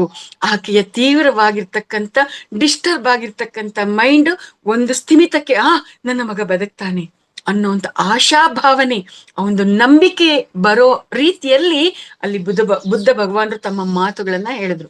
ಆಗ ಆಕೆ ಸ್ಥಿಮಿತಕ್ಕೆ ಬಂದ್ಲು. ಹೌದಾ, ನನ್ನ ಮಗನನ್ನ ನೀವು ಬದುಕಿಸ್ತೀರಾ ಅನ್ನುವಂತ ಒಂದು ಸ್ಥಿತಿ ಜಾಗೃತ ಆಯ್ತು. ಅಂದ್ರೆ ದುಃಖ ಅನ್ನುವಂಥದ್ದು ಚಂಚಲತ್ವದಿಂದ ತುಂಬಾ ಡಿಪ್ರೆಷನ್ಗೆ ಹೋಗ್ತಾ ಇರ್ತಕ್ಕಂಥ ಮನಸ್ಸಿನಲ್ಲಿ ಶಕ್ತಿ ತುಂಬ್ಕೊಂತು. ಆಮೇಲೆ ಏನ್ ಹೇಳಿದ್ರು, ತಾಯಿ ನಾನು ನಿನ್ನ ಮಗನನ್ನ ಬದುಕಿಸ್ಬೇಕು ಅಂದ್ರೆ ನೀನೊಂದ್ ಕೆಲ್ಸ ಮಾಡ್ಬೇಕಾಗತ್ತೆ ಅಂತಂದ್ರು. ಏನ್ ಹೇಳಿ ಸ್ವಾಮಿ, ನಾನು ಆ ಕೆಲ್ಸ ಮಾಡಕ್ಕೆ ತಯಾರಿದ್ದೀನಿ ಅಂತ ಹೇಳ್ತಾಳೆ. ನೀನು ಒಂದು ಹಿಡಿ ಸಾಸಿವೆ ಕಾಳನ್ನ ನನಗೆ ತಂದ್ಕೊಡ್ಬೇಕಾಗತ್ತೆ. ನೀನ್ ಆ ಸಾಸಿವೆ ಕಾಳನ್ನ ತಂದ್ಕೊಟ್ರೆ ನಾನು ಅದನ್ನ ಕುಟ್ಟಿ ಪುಡಿ ಮಾಡಿ ಅದರಲ್ಲಿ ಕಷಾಯ ರೆಡಿ ಮಾಡಿ ಅದನ್ನ ನಾನು ಮಗುಗೆ ಕುಡಿಸ್ತೀನಿ. ಆಗ ಮಗು ಜೀವಂತವಾಗುತ್ತೆ, ಮಗು ಬದುಕುತ್ತೆ ಅಂತ ಹೇಳ್ತಾರೆ. ಆದ್ರೆ ನೀನು ಆ ಸಾಸಿವೆ ಕಾಳನ್ನ ಎಂತವ್ರ ಮನೆಯಿಂದ ತರಬೇಕು ಅಂತಂದ್ರೆ, ಯಾವ ಮನೆಯಲ್ಲಿ ಸಾವಿಲ್ಲ, ಯಾವ ಮನೆಯಲ್ಲಿ ನೋವು ದುಃಖ ಇಲ್ವೋ, ಸಂಪೂರ್ಣವಾಗಿ ಆನಂದದ ಸ್ಥಿತಿಯಲ್ಲಿರುವಂತ ಕುಟುಂಬ ಯಾವ್ದಿರುತ್ತೋ ಆ ಒಂದು ಮನೆಯಿಂದ ನೀನು ಆ ಒಂದು ಸಾಸಿವೆ ಕಾಳನ್ನ ತರಬೇಕಾಗತ್ತೆ. ಇದೊಂದು ಗಮನಿಸ್ಕೊಳಮ್ಮ ಅಂತ ಹೇಳ್ತಾರೆ. ಅಯ್ಯೋ ಅಷ್ಟೇ ತಾನೇ, ನಾನು ಈಗ್ಲೇ ಹೋಗಿ ತರ್ತೀನಿ ಅಂತ ಅಂದ್ಬಿಟ್ಟು ತನ್ನ ಮಗನ ಶವವನ್ನ ಅವರ ಪಾದಗಳ ಬಳಿ ಹಾಗೆ ಇರಿಸ್ಬಿಟ್ಟು ಅವಳೊಬ್ಳೇನೆ ಊರಿನ ಕಡೆಗೆ ಓಡ್ತಾಳೆ. ಅಂದ್ರೆ ಇಲ್ಲಿ ನಾವು ಗಮನಿಸ್ಕೊಳ್ಬೇಕಾಗಿರೋದು, ಅರ್ಥ ಆಗ್ತಾ ಇದೆ ಅಲ್ವಾ ಮಾಸ್ಟರ್ಸ್? ನಮ್ಗೆಲ್ಲರಿಗೂ ಕೂಡ ಮೊದ್ಲು ಆಕೆ ಸ್ಥಿತಿಯನ್ನ ಅರ್ಥ ಮಾಡ್ಕೊಂಡ್ರು, ಆಕೆಗೆ ಭರವಸೆ ಅನ್ನುವಂಥದ್ದನ್ನ ಮೂಡ್ಸಿದ್ರು. ಆಮೇಲಿಂದ ಆ ಒಂದು ಭರವಸೆಯಿಂದ ಉತ್ಸಾಹವನ್ನ ಆಕೆ ತುಂಬಿಕೊಳ್ಳೋ ಹಾಗೆ ಮಾಡಿ ಆಕೆ ಆ ಒಂದು ಸಮಸ್ಯೆಯ ಪರಿಹಾರಕ್ಕೆ ಬೇಕಾಗಿರ್ತಕ್ಕಂಥ ರೀತಿಯಲ್ಲಿ ಆಕೆಯನ್ನ ನಡೆಸಿದ್ರು. ಅಂದ್ರೆ ಸಾಸಿವೆ ಕಾಳನ್ನ ತರಬೇಕು ಅನ್ನುವಂಥದಕ್ಕೆ ಆಕೆಯನ್ನ ಕಳ್ಸಿದ್ರು. ಆಕೆ ಏನ್ ಮಾಡಿದ್ಲು, ಊರಿನ ಕಡೆ ಹೊರದ್ಲು. ಮೊದ್ಲು ಒಂದು ಮನೆಗೆ ಹೋಗ್ಬಿಟ್ಟು, ಅಮ್ಮ ನನ್ನ ಮಗನನ್ನ ಬದುಕಿಸ್ಕೊಳ್ಳೋದಕ್ಕೆ ನನ್ಗೆ ದಾರಿ ಸಿಕ್ಬಿಟ್ಟಿದೆ, ಒಂದು ಹಿಡಿ ಸಾಸಿವೆ ಕಾಳನ್ನ ತಗೊಂಡ್ ಬರೋದಕ್ಕೆ ಆ ಶಾಕ್ಯ ಮುನಿಗಳು ಹೇಳಿದ್ದಾರೆ, ನನ್ಗೊಂದು ಹಿಡಿ ಸಾಸಿವೆ ಕಾಳನ್ನ ಕೊಡಿ ಅಂತ ಕೇಳಿದ್ರೆ ಅವ್ರು ತಂದು ಆ ಪಾತ್ರೆನೇ ಮುಂದಕ್ಕೆ ಇಟ್ಬಿಡ್ತಾರೆ. ತಾಯಿ ನಿಂಗೆ ಎಷ್ಟ್ ಬೇಕೋ ತಗೊಂಡ್ ಹೋಗಮ್ಮ ಅಂತ. ಆದ್ರೆ ಅದನ್ನ ತಗೊಳ್ಬೇಕಾದ್ರೆ ಅದಕ್ಕೂ ಮೊದ್ಲು ಆಕೆ ಹೇಳ್ತಾಳೆ, ಆದ್ರೆ ನಾನು ಇದನ್ನ ತಗೋಬೇಕು ಅಂದ್ರೆ ನಿಮ್ಮ ಮನೆಯಲ್ಲಿ ಯಾವುದೇ ರೀತಿಯಾಗಿರ್ತಕ್ಕಂಥ ಸಾವಾಗಿರ್ಬಾರ್ದು, ನಿಮ್ಮಲ್ಲಿ ಯಾವುದೇ ರೀತಿಯಾಗಿರ್ತಕ್ಕಂಥ ನೋವು ದುಃಖ ಇರಬಾರ್ದು, ಹಾಗಿದ್ರೆ ಮಾತ್ರ ನಿಮ್ಮ ಮನೆ ಸಾಸಿವೆ ಕಾಳು ನನ್ ಕೆಲ್ಸಕ್ ಬರುತ್ತೆ, ಇಲ್ಲ ಅಂತಂದ್ರೆ ಇಲ್ಲ ಅಂತ ಹೇಳ್ತಾಳೆ. ಆಗ ಆ ಮನೆಯವ್ರು ಹೇಳ್ತಾರೆ, ಇತ್ತೀಚೆಗಷ್ಟೇ ನಮ್ಮ ತಾಯಿಯವ್ರು ತೀರ್ಕೊಂಡ್ರು, ನನ್ ತುಂಬಾ ದುಃಖ ಇದೆ, ನಮ್ ತಾಯಿ ಕಳ್ಕೊಂಡಿರೋ ದುಃಖದಲ್ಲಿ ನಾನು ನರಳ್ತಾ ಇದ್ದೀನಮ್ಮ ಅಂತ ಹೇಳ್ತಾರೆ. ಹಾಗಾದ್ರೆ ನಿಮ್ಮ ಮನೆ ಸಾಸಿವೆ ಕಾಳು ನನ್ಗೆ ಪ್ರಯೋಜನಕ್ಕೆ ಬರೋದಿಲ್ಲ ಅಂತ ಅಂದ್ಬಿಟ್ಟು ಆಕೆ ಮತ್ತೊಂದು ಮನೆ ಹೋಗ್ತಾಳೆ. ಅಲ್ಲಿ ಅದೇ ರೀತಿಯಾಗಿ ಕೇಳ್ತಾರೆ. ಅವರು ಸಾಸಿವೆ ಕಾಳು ಕೊಡಕ್ ಮುಂದಾದಾಗ ಮತ್ತೆ ಏನಾದ್ರು ದುಃಖ ಇದೆಯಾ, ಸಾವಾಗಿದ್ಯಾ, ಇಲ್ಲ ಅಂತಂದ್ರೆ ಮಾತ್ರನೇ ನನ್ಗೆ ಇದು ಕೆಲ್ಸಕ್ ಬರೋದು ಅಂದಾಗ ಅಲ್ಲೂ ಏನೋ ಒಂದು ಹೇಳ್ತಾರೆ. ಈ ರೀತಿಯಾಗಿ ಆ ಊರಿನಲ್ಲಿ ಇರ್ತಕ್ಕಂಥ ಅನೇಕ ಮನೆಗಳಿಗೆ ಆಕೆ ಹೋಗ್ತಾಳೆ. ಹೋದ ಪ್ರತಿಯೊಂದು ಮನೆಯಲ್ಲೂ ಏನೋ ಒಂದು ಸಾವು ನೋವು ದುಃಖ, ಏನೋ ಒಂದು ರೀತಿಯಾಗಿರ್ತಕ್ಕಂಥ ಸಂಕಟ ತಳಮಳ ಎಲ್ಲ ಕೂಡ ಅಲ್ಲಿರೋದು ಆಕೆಗೆ ಗೊತ್ತಾಗತ್ತೆ. ಅಂದ್ರೆ ಆ ರೀತಿಯಾಗಿ ಎಲ್ಲರ ವಿಚಾರಗಳನ್ನ, ಜೀವನದ ಆ ಅನುಭವದ ವಿಚಾರಗಳನ್ನ ಕೇಳಿಸ್ಕೊಂಡು ಕೀಸ ಗೌತಮಿಯ ಸ್ಥಿತಿ ಹೇಗ್ ತಯಾರಾಗತ್ತೆ, ಆಕೆಯಲ್ಲಿರ್ತಕ್ಕಂಥ ದುಃಖ ಅದಷ್ಟಕ್ಕದೇ ಕ್ಲಿಯರ್ ಆಗ್ತಾ ಬಂದ್ಬಿಟ್ಟಿರುತ್ತೆ. ಆಕೆಗೆ ಅಳು ಅನ್ನೋದೇ ಇಲ್ದಂಗ ಆಗ್ಬಿಡತ್ತೆ. ಮತ್ತೆ ಇನ್ನೇನು ನಾನು ಕೇಳಿಸ್ಕೊಳ್ಳೋದು ಬೇಕಾಗಿಲ್ಲ ಅನ್ನುವಂಥ ಸ್ಥಿತಿ ಆಕೆಗೆ ಅರ್ಥ ಆಗತ್ತೆ. ಸಾಸಿವೆ ಕಾಳು ಬೇಕು ಬೇಕು ಬೇಕು ಅನ್ನುವಂಥ ಒಂದು ತುಡಿತಾನೆ ಆಕೆಗೆ ಇಲ್ದಂಗಾಗಿ ಆಕೆ ಸೀದಾ ಮತ್ತೆ ಬುದ್ಧ ಭಗವಾನ್ರ ಬಳಿಗೆ ಹೋಗ್ತಾಳೆ. ಬುದ್ಧ ಭಗವಾನ್ರ ಬಳಿಗೆ ಹೋಗಿ ಪರಮಾತ್ಮ ಅಂತ ಹೋಗಿ ಅವರ ಪಾದಗಳ ಹತ್ರ ಕೂತ್ಕೊಳ್ತಾಳೆ. ಅಮ್ಮ ನೀನ್ ಸಾಸಿವೆ ಕಾಳು ತಂದ್ಯಾ ತಾಯಿ ಅಂತ ಬುದ್ಧ ಭಗವಾನ್ರ ಕೇಳಿದಾಗ ಇಲ್ಲ ಅಂತ ಹೇಳ್ತಾಳೆ. ಯಾಕೆ ಅಂತಂದ್ರೆ, ಪರಮಾತ್ಮ ನನಗ ಅರ್ಥ ಆಯ್ತು, ಜೀವನದ ಸತ್ಯ ನನ್ಗೆ ಅರ್ಥ ಆಗಿದೆ, ಸಾವು ನೋವು ದುಃಖ ಅನ್ನೋದು ನನಗೊಬ್ಬಳಿಗೇನೇನೋ ಬಂದಿರೋದು, ನನ್ನ ಮಗ ಒಬ್ನೇನೋ ತೀರ್ಕೊಂಡಿರೋದು, ನನಗೇನೇನೋ ಇಂಥ ಕಷ್ಟ ಬಂದಿರೋದು ಅಂತ ನಾನು ಅನ್ಕೊಂಡಿದ್ದೆ. ಆದರೆ ನನಗಿಂತಲೂ ತೀವ್ರವಾಗಿರ್ತಕ್ಕಂಥ ಕಷ್ಟಗಳನ್ನ ಪಡ್ತಾ ಇರ್ತಕ್ಕಂಥವ್ರು ತುಂಬಾ ಜನ ಇದ್ದಾರೆ. ಅವರ ದುಃಖದ ಮುಂದೆ ನನ್ನ ದುಃಖ ಏನೂ ಇಲ್ಲ. ಅದ್ರ ಜೊತೆಗೆ ಎಲ್ಲರ ಮನೆಯಲ್ಲೂ ದುಃಖ ಅನ್ನೋದಿದೆ, ಎಲ್ಲರ ಮನೆಗಳಲ್ಲೂ ಸಾವು ಅನ್ನುವಂಥದ್ದಿದೆ. ಎಲ್ಲಾ ಕುಟುಂಬಗಳು ಇದ್ಯಾವುದು ಕೂಡ ಇದರಿಂದ ಹೊರತಾಗಿರುವಂಥದ್ದು ಇಲ್ಲ. ನನಗೆ ವಿಶೇಷವಾಗಿ ಏನು ಕಷ್ಟ ಬಂದಿಲ್ಲ, ನನಗೆ ಈಗ ನನ್ನ ಮಗ ಬದುಕ್ಬೇಕು ಅನ್ನುವಂಥ ಒಂದು ಆಲೋಚನೆ ಇಲ್ಲ. ನನ್ನ ಮಗ ಶರೀರ ಬಿಟ್ಟಿದ್ದಾನೆ ಅಂತಂದ್ರೆ ಬಿಟ್ಟಿದ್ದಾನೆ ಅಷ್ಟೇ, ಅವನಷ್ಟೇ ಪ್ರಾಪ್ತಿ ಇರೋದು ಅವನಿಗೆ, ಅವನ ಶರೀರ ಬಿಟ್ಟಿದ್ದಾನೆ ಅಷ್ಟೇ ಅನ್ನುವಂಥ ಒಂದು ಸತ್ಯ ನನಗೆ ಅರ್ಥ ಆಗಿದೆ. ಈಗ ನನಗೆ ಇನ್ನ ಯಾವುದ್ರ ಮೇಲೂ ಕೂಡ ನನಗೆ ಆಸಕ್ತಿ ಇಲ್ಲ. ನನಗಿನ್ನ ಆ ಒಂದು ಮುಕ್ತಿ ಮಾರ್ಗವನ್ನ ತೋರಿಸಿ, ಆ ಒಂದು ಸಾಧನೆಗೆ ದಾರಿಯನ್ನ ತೋರಿಸಿ ಅಂತನ್ಬಿಟ್ಟು ಕೇಳ್ತಾಳೆ. ಆವಾಗ ಬುದ್ಧ ಭಗವಾನ್ರು ಆಕೆಗೆ ಸಾಧನೆ ಮಾಡೋದಿಕ್ಕೆ ಅಂತಂದ್ಬಿಟ್ಟು ಆನಾಪಾನ ಸತಿಯನ್ನ ಆಕೆಗೆ ತಿಳುವಳಿಕೆ ಕೊಡ್ತಾರೆ, ತಿಳಿಸ್ತಾರೆ. ನೋಡು ತಾಯಿ, ನೀನು ಈ ರೀತಿಯಾಗಿ ಕೂತ್ಕೊಂಡು ಈ ರೀತಿಯಾಗಿರ್ತಕ್ಕಂಥ ಈ ಒಂದು ಧ್ಯಾನವನ್ನ ಮಾಡು, ಈ ಒಂದು ಧ್ಯಾನವನ್ನ ಮಾಡ್ತಾ ನೀನ್ ಸಂಪೂರ್ಣವಾಗಿ ಮುಕ್ತಿಯನ್ನ ಪಡಿತೀಯ ಅಂತಂದ್ಬಿಟ್ಟು ಹೇಳ್ತಾರೆ. ಅಲ್ಲಿಂದ ಮುಂದಕ್ಕೆ ಕೀಸ ಗೌತಮಿ ನಿರಂತರವಾಗಿ ಆ ಒಂದು ಧ್ಯಾನವನ್ನ ಸಾಧನೆ ಮಾಡ್ತಾ ಮಾಡ್ತಾ ಮಾಡ್ತಾ ಮಾಡ್ತಾ ಮಾಡ್ತಾ ಸಾಕ್ಷಾತ್ಕಾರವನ್ನ ಪಡ್ಕೊಳ್ತಾಳೆ. ಅಂದ್ರೆ ಎಲ್ಲಾರಿಂದ, ಅಂದ್ರೆ ಏನಾಯ್ತು ಇಲ್ಲಿ, ಕೀಸ ಗೌತಮಿ ಊರೊಳಗಡೆ ಹೋಗಿ ಎಲ್ಲಾರ ವಿಚಾರಗಳನ್ನ ಕೇಳಿಸ್ಕೊಳ್ತಾ ಶ್ರವಣ ಆಯ್ತು. ಶ್ರವಣದ ಜೊತೆಗೆ ಅವಳು ಏನ್ ಕೇಳಿಸ್ಕೊಂಡಿದ್ದಾಳೆ ಅದ್ರ ಬಗ್ಗೆ ಅವಳಿಗೆ ಅರ್ಥ ಕೂಡ ಆಗೋಯ್ತು, ಮನನ ಕೂಡ ಆಗೋಯ್ತು, ಜೀರ್ಣ ಆಯ್ತು. ಜೀರ್ಣ ಆಗಿರೋದನ್ನ ಆಕೆ ಏನ್ ಮಾಡಿದ್ಲು, ಧ್ಯಾನ ಮಾಡ್ತಾ, ಸಾಧನೆ ಮಾಡ್ತಾ, ನಿಧಿಧ್ಯಾಸನ ಮಾಡ್ತಾ, ಅದನ್ನ ನಿತ್ಯ ಜೀವನದಲ್ಲಿ ಅದು ಹೇಗೆ ಅನ್ನೋದನ್ನ ಅರ್ಥ ಮಾಡ್ಕೊಂಡು ಅದ್ರ ಜೊತೆಗೆ ಸಾಧನೆ ಮಾಡ್ತಾ ಸಾಕ್ಷಾತ್ಕಾರ ಮಾಡ್ಕೊಂಡ್ಲು. ಅವಳ ಆತ್ಮ ಮೂಲದಿಂದ ಆ ಒಂದು ವಿಚಾರವನ್ನ ಅವಳು ಜಾಗೃತ ಮಾಡ್ಕೊಂಡ್ಲು. ಹೌದು, ಎಲ್ಲರೂ ಹೇಳಿದ್ದು ಸತ್ಯ, ಇದೇ ಈ ಭೂಮಿ ಮೇಲೆ ಇರ್ತಕ್ಕಂಥ ಯೂನಿವರ್ಸಲ್ ಲಾ ಅನ್ನುವಂಥದ್ದನ್ನ ಅವಳು ಅವಳಿಗೆ ಅರ್ಥ ಆಗ್ತೆ, ಅವಳಿಗೆ ಆ ರೀತಿಯಾಗಿ ಸಾಕ್ಷಾತ್ಕಾರ ಆಗತ್ತೆ. ಸಾಕ್ಷಾತ್ಕಾರ ಆದ್ಮೇಲೆ ಆ ಒಂದು ಆತ್ಮ ಮೂಲದಿಂದ ಆ ಒಂದು ಸತ್ಯದ ತತ್ವ, ಆ ಒಂದು ಪ್ರಜ್ಞೆ ಅನ್ನೋದು ಜಾಗೃತ ಆದ್ಮೇಲೆ ಪ್ರತಿಯೊಂದನ್ನು ಕೂಡ ಅಲ್ಲಿ ಸಾವಾದ್ರೂ ಸಾಕ್ಷಿ ಭಾವದಿಂದ ನೋಡುವಂಥದ್ದು, ಸೋಲಾದ್ರೂ ಸಾಕ್ಷಿ ಭಾವದಿಂದ ನೋಡುವಂಥದ್ದು, ಅಲ್ಲಿ ಏನೇ ನೋವು ದುಃಖ ತಳಮಳ ಇದ್ರೂ ಕೂಡ ಅದೆಲ್ಲವನ್ನು ಸಾಕ್ಷಿ ಭಾವದಿಂದ ನೋಡುವಂತ ಒಂದು ಸ್ಥಿತಿಗೆ ಆಕೆ ಬರ್ತಾಳೆ. ಅಂದ್ರೆ ನಿರ್ವಿಕಾರ, ನಿರ್ಭಾವ, ನಿರ್ಮೋಹ ಸ್ಥಿತಿಗೆ ಆಕೆ ಬರ್ತಾಳೆ. ಪ್ರತಿಯೊಂದನ್ನು ಸಾಕ್ಷಿ ತತ್ವದಿಂದ ನೋಡುವಂತ ಒಂದು ಸ್ಥಿತಿಯಲ್ಲಿ ಆಕೆ ತಯಾರಾಗ್ತಾಳೆ. ಆವಾಗ ಆ ರೀತಿಯಾಗಿ ತಯಾರಾದ ತಕ್ಷಣ ಇನ್ನೇನಿರುತ್ತೆ, ಇದೇ ಸತ್ಯ ಅನ್ನೋದು ಅರ್ಥ ಆದ್ಮೇಲೆ ಇನ್ನೇನಿರುತ್ತೆ, ತಾನು ತಿಳ್ಕೊಂಡಿರ್ತಕ್ಕಂಥ ಸತ್ಯವನ್ನ ಬೇರೆಯವ್ರಿಗೆಲ್ಲಾರ್ಗೂ ತಿಳಿಸುವಂತ ಕೆಲಸವನ್ನ ಶುರು ಮಾಡ್ತಾಳೆ. ತಾನು ಯಾವ ದುಃಖದಿಂದ ಯಾವ ರೀತಿಯಾಗಿ ಹೊರಕ್ ಬಂದಿದ್ದಾಳೆ, ತಾನು ಯಾವ ರೀತಿಯಾಗಿ ಅದನ್ನ ಅರ್ಥ ಮಾಡ್ಕೊಂಡಿದ್ದಾಳೆ, ಅದನ್ನ ಎಲ್ಲಾರ್ಗೂ ತಿಳಿಸುವಂತ ಪ್ರಯತ್ನ ಅವಳು ಮಾಡಿದ್ಲು. ಅಂದ್ರೆ ಯಾರ್ಯಾರು ದುಃಖದಲ್ಲಿದ್ದಾರೋ ಅವ್ರಿಗೆಲ್ಲಾರ್ಗೂ ಒಂದು ಜ್ಞಾನವನ್ನ ಕೊಟ್ಟು ಅವರು ಕೂಡ ದುಃಖದಿಂದ ಹೊರಕ್ಕೆ ಬರೋ ಹಾಗೆ ಮಾಡಿದ್ಲು. ಇದು ಲೋಕ ಕಲ್ಯಾಣ. ಅಂದ್ರೆ ಕೀಸ ಗೌತಮಿ ಎಲ್ಲರ ವಿಚಾರಗಳನ್ನ ಕೇಳಿಸ್ಕೊಳ್ಳೋದ್ರಲ್ಲಿ ಶ್ರವಣನೂ ಆಗೋಯ್ತು, ಮನನನೂ ಆಗೋಯ್ತು, ಮತ್ತೆ ನಿಧಿಧ್ಯಾಸನ ಅದನ್ನ ಅವಳು ಅರ್ಥ ಮಾಡ್ಕೊಳ್ಳುವಂಥದ್ದು ಕೂಡ ಆಯ್ತು. ಮತ್ತೆ ಧ್ಯಾನವನ್ನ ಮಾಡ್ತಾ ಅದನ್ನ ಆತ್ಮ ಮೂಲದಿಂದ ಅದನ್ನ ಜಾಗೃತ ಮಾಡ್ಕೊಂಡು ಸಾಕ್ಷಾತ್ಕಾರನು ಮಾಡ್ಕೊಂಡ್ಲು. ಆಮೇಲಿಂದ ಲೋಕ ಕಲ್ಯಾಣವನ್ನು ಕೂಡ ಮಾಡೋದಕ್ಕೆ ಶುರು ಮಾಡಿದ್ಲು. ಅವಳು ಹಾಗೆ ಇರುವಂತ ಅನೇಕ ಜನ ಅವಳ ಜೊತೆ ಸೇರ್ಕೊಂಡ್ರು. ಒಬ್ರಿಗೊಬ್ರು ಒಂದು ಗ್ರೂಪ್ ಆಗಿ ಫಾರಂ ಆಗ್ತಾ ಎಲ್ಲಾರು ಅದೇ ರೀತಿಯಾಗಿ ಕೆಲಸವನ್ನ ಮಾಡ್ತಾ ಆ ಒಂದು ಸತ್ಯದ ವಿಚಾರವನ್ನ ಎಲ್ಲಾರ್ಗೂ ಹಂಚ್ತಾ ಬರುವಂತದ್ದು ಮಾಡಿದ್ರು. ಈ ರೀತಿಯಾಗಿ ಕೀಸ ಗೌತಮಿಯ ಉದಾಹರಣೆಯನ್ನ ಪತ್ರಿಜಿಯವರು ಕೊಟ್ಟು ನಮ್ಗೆ ಆ ಒಂದು ಸತ್ಯವನ್ನ ಅರ್ಥ ಮಾಡಿಸಿದ್ದಾರೆ. ಎಲ್ಲಾರು ಕೂಡ ಬರೀ ಕೇಳಿಸ್ಕೊಳ್ತಾರೆ, ವಿಡಿಯೋಗಳನ್ನ ನೋಡೋದು, ಕೇಳಿಸ್ಕೊಳ್ಳೋದು, ಈ ತರ ಆನ್ಲೈನ್ಗಳಲ್ಲಿ ಜಾಯಿನ್ ಆಗೋದು, ಕೇಳಿಸ್ಕೊಳ್ಳೋದು ಇದೇ ಇರುತ್ತೆ. ಆದ್ರೆ ನಿತ್ಯ ಜೀವನದಲ್ಲಿ ಅಳವಡಿಸ್ಕೊಳ್ಳುವಂತ ವಿಚಾರನೇ ಇರೋದಿಲ್ಲ. ತಿಳ್ಕೊಂಡಿರೋದನ್ನ ಬರೀ ಹೇಳೋದಷ್ಟೇ ಅನ್ನುವಂತ ಸ್ಥಿತಿಯಲ್ಲಿ ತುಂಬಾ ಜನ ಸಿಕ್ಕಾಕೊಂಡಿರುವಂತದ್ದು ನಡೀತಾ ಇದೆ. ಅಯ್ಯೋ, ನೀವು ಬರೀ ತತ್ವಗಳನ್ನ ತಿಳ್ಕೊಂಡು, ಸಿದ್ಧಾಂತಗಳನ್ನ ತಿಳ್ಕೊಂಡು, ವಿಚಾರಗಳನ್ನ ತಿಳ್ಕೊಂಡು ಹೇಳೋದ್ರಿಂದ ಪ್ರಯೋಜನ ಇಲ್ಲ. ನೀವೇನ್ ತಿಳ್ಕೊಂಡಿದ್ದೀರಿ, ಏನ್ ಹೇಳ್ತಾ ಇದ್ದೀರಿ, ಅದನ್ನ ನಿಮ್ಮ ಪ್ರಾಕ್ಟಿಕಾಲಿಟಿಯಲ್ಲಿ ಇಂಪ್ಲಿಮೆಂಟ್ ಮಾಡ್ಕೊಳ್ರಿ. ಇಲ್ಲ ಅಂತಂದ್ರೆ ವೇಸ್ಟ್, ನಿಮ್ಮ ಸಮಯ, ಶಕ್ತಿ, ನಿಮ್ಮ ಜನ್ಮ ಎಲ್ಲ ಕೂಡ ವೇಸ್ಟ್ ಆಗತ್ತೆ, ಸಾರ್ಥಕ ಆಗೋದಿಲ್ಲ. ಈಗ ಇದನ್ನ ಮಾಡ್ತಾ ಏನ್ ಜ್ಞಾನ ಪಡ್ಕೊಂಡಿದ್ದೀರೋ ಅಷ್ಟಕ್ಕೆ ನಿಂತೋಗುತ್ತೆ. ಆದ್ರೆ ಅಲ್ಲಿಂದ ಮುಂದಕ್ಕೆ ಇನ್ನೂ ನಿಮ್ಗೆ ಸಿಗ್ಬೇಕಾಗಿರೋದು ಅಲ್ಲಿ ಸಿಗೋದಿಲ್ಲ. ಇಂಪ್ಲಿಮೆಂಟ್ ಮಾಡ್ಕೊಳ್ಳಿ. ಇಂಪ್ಲಿಮೆಂಟ್ ಮಾಡ್ಕೊಂಡು ನೀವೇ ಸಾಕ್ಷಾತ್ಕಾರ ಮಾಡ್ಕೊಳ್ರಿ ಒಂದು ಸತ್ಯದ ವಿಚಾರವನ್ನ. ಅದನ್ನ ನಿಮ್ಮ ಆತ್ಮ ಮೂಲದಿಂದ ಎಸ್ ಅನ್ನೋದು ನೀವು ಅರ್ಥ ಮಾಡ್ಕೊಂಡು, ಅದು ಅನುಭವಪೂರ್ವಕವಾಗಿ ಅರ್ಥ ಮಾಡ್ಕೊಂಡಿದ್ದಾದ್ಮೇಲೆ ಲೋಕ ಕಲ್ಯಾಣ ಮಾಡ್ರಿ ಅನ್ನುವಂಥದ್ದನ್ನ ಇಲ್ಲಿ ನಮ್ಗೆ ಪತ್ರಿಜಿಯವರು ಅರ್ಥ ಮಾಡಿಸ್ತಾ ಬಂದಿರ್ತಕ್ಕಂಥದ್ದು. ಮತ್ತೆ ಇದೇ ಒಂದು 5 ಪರಿಕಲ್ಪನೆಗಳಿಗೆ ಇನ್ನೊಂದು ಉದಾಹರಣೆಯನ್ನ ಕೊಟ್ಟು ಅರ್ಥ ಮಾಡಿಸಿದ್ದಾರೆ. ಅದು ಯಶೋಧರೆಯ ಕತೆ. ಯಶೋಧರೆ ಯಾರು? ಬುದ್ಧ ಭಗವಾನರ ಪತ್ನಿ. ಆಕೆಯ ಒಂದು ವಿಚಾರವನ್ನ ಇಲ್ಲಿ ನಮ್ಗೆ ತಿಳಿಸಿದ್ದಾರೆ. ಇಲ್ಲಿ ಬುದ್ಧ ಭಗವಾನರು ಮತ್ತೆ ಯಶೋಧರ ಮಾತೆ ಇವರಿಬ್ರು ಹೇಗಿರ್ತಾರೆ? ತುಂಬಾ ಅನ್ಯೋನ್ಯವಾಗಿರ್ತಕ್ಕಂಥ ದಾಂಪತ್ಯ ಅವ್ರದ್ದು. ತುಂಬಾ ಅನ್ಯೋನ್ಯವಾಗಿರ್ತಾರೆ, ತುಂಬಾ ಸಖ್ಯತೆ ಇರುತ್ತೆ, ಅದ್ಭುತವಾಗಿರ್ತಕ್ಕಂಥ ಸಂಸಾರ ಜೀವನ ಅವ್ರದ್ದಾಗಿರುತ್ತೆ. ತುಂಬಾ ಸುಖ ಸಂತೋಷಗಳಿಂದ ವೈಭವದಿಂದ ಇರುತ್ತೆ. ಇಬ್ರು ಕೂಡ ಜೊತೆಗೂಡಿ ಅನೇಕ ತತ್ವ ವಿಚಾರಗಳನ್ನ ಸಿದ್ಧಾಂತಗಳನ್ನ ಚರ್ಚೆ ಮಾಡ್ತಾ ಇರ್ತಾರೆ.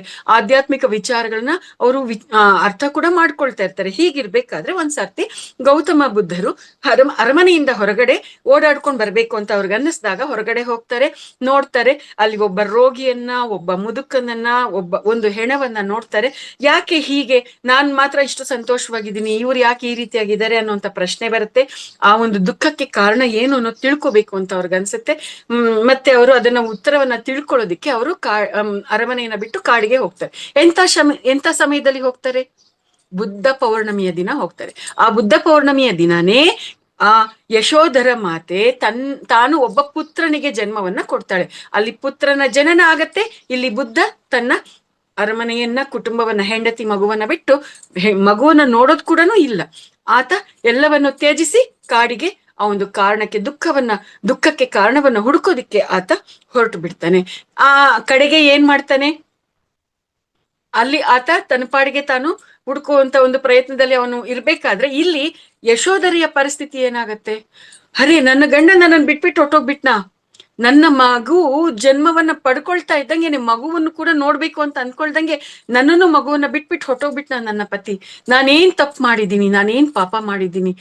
ಎಷ್ಟು ಅದ್ಭುತವಾಗಿರ್ತಕ್ಕಂಥ ದಾಂಪತ್ಯ ನಮ್ದಾಗಿದೆ. ಆದ್ರೆ ಯಾಕೆ ನಮ್ಮನ್ನ ಬಿಟ್ಬಿಟ್ಟು, ಈ ಕುಟುಂಬವನ್ನ ಬಿಟ್ಬಿಟ್ಟು ಹೊಟ್ಟೋಗ್ಬಿಟ್ಟ ಅನ್ನೋಂಥ ತೀವ್ರವಾದ ಆಘಾತಕ್ಕೆ ಒಳಗಾಗ್ತಾಳೆ. ಎನಿ ಟೈಮ್ ದುಃಖ, ಕೊರಗುವಂತ ಸ್ಥಿತಿಯಲ್ಲಿ, ಗೋಳಾಡುವಂತ ಸ್ಥಿತಿಯಲ್ಲಿ ಆಕೆ ಒಂದು ಇದಕ್ಕೆ ಬಂದ್ಬಿಡ್ತಾಳೆ, ಡಿಪ್ರೆಷನ್ಗೆ ಒಳಗಾಗ್ತಾ ಇರ್ತಾಳೆ. ಅದ್ರ ಜೊತೆಗೆ ಅದು ತನ್ನ ಒಂದು ಸ್ಥಿತಿ, ಆಕೆ ಒಬ್ಬ ರಾಜಕುಮಾರಿ, ರಾಜನ ಪತ್ನಿ.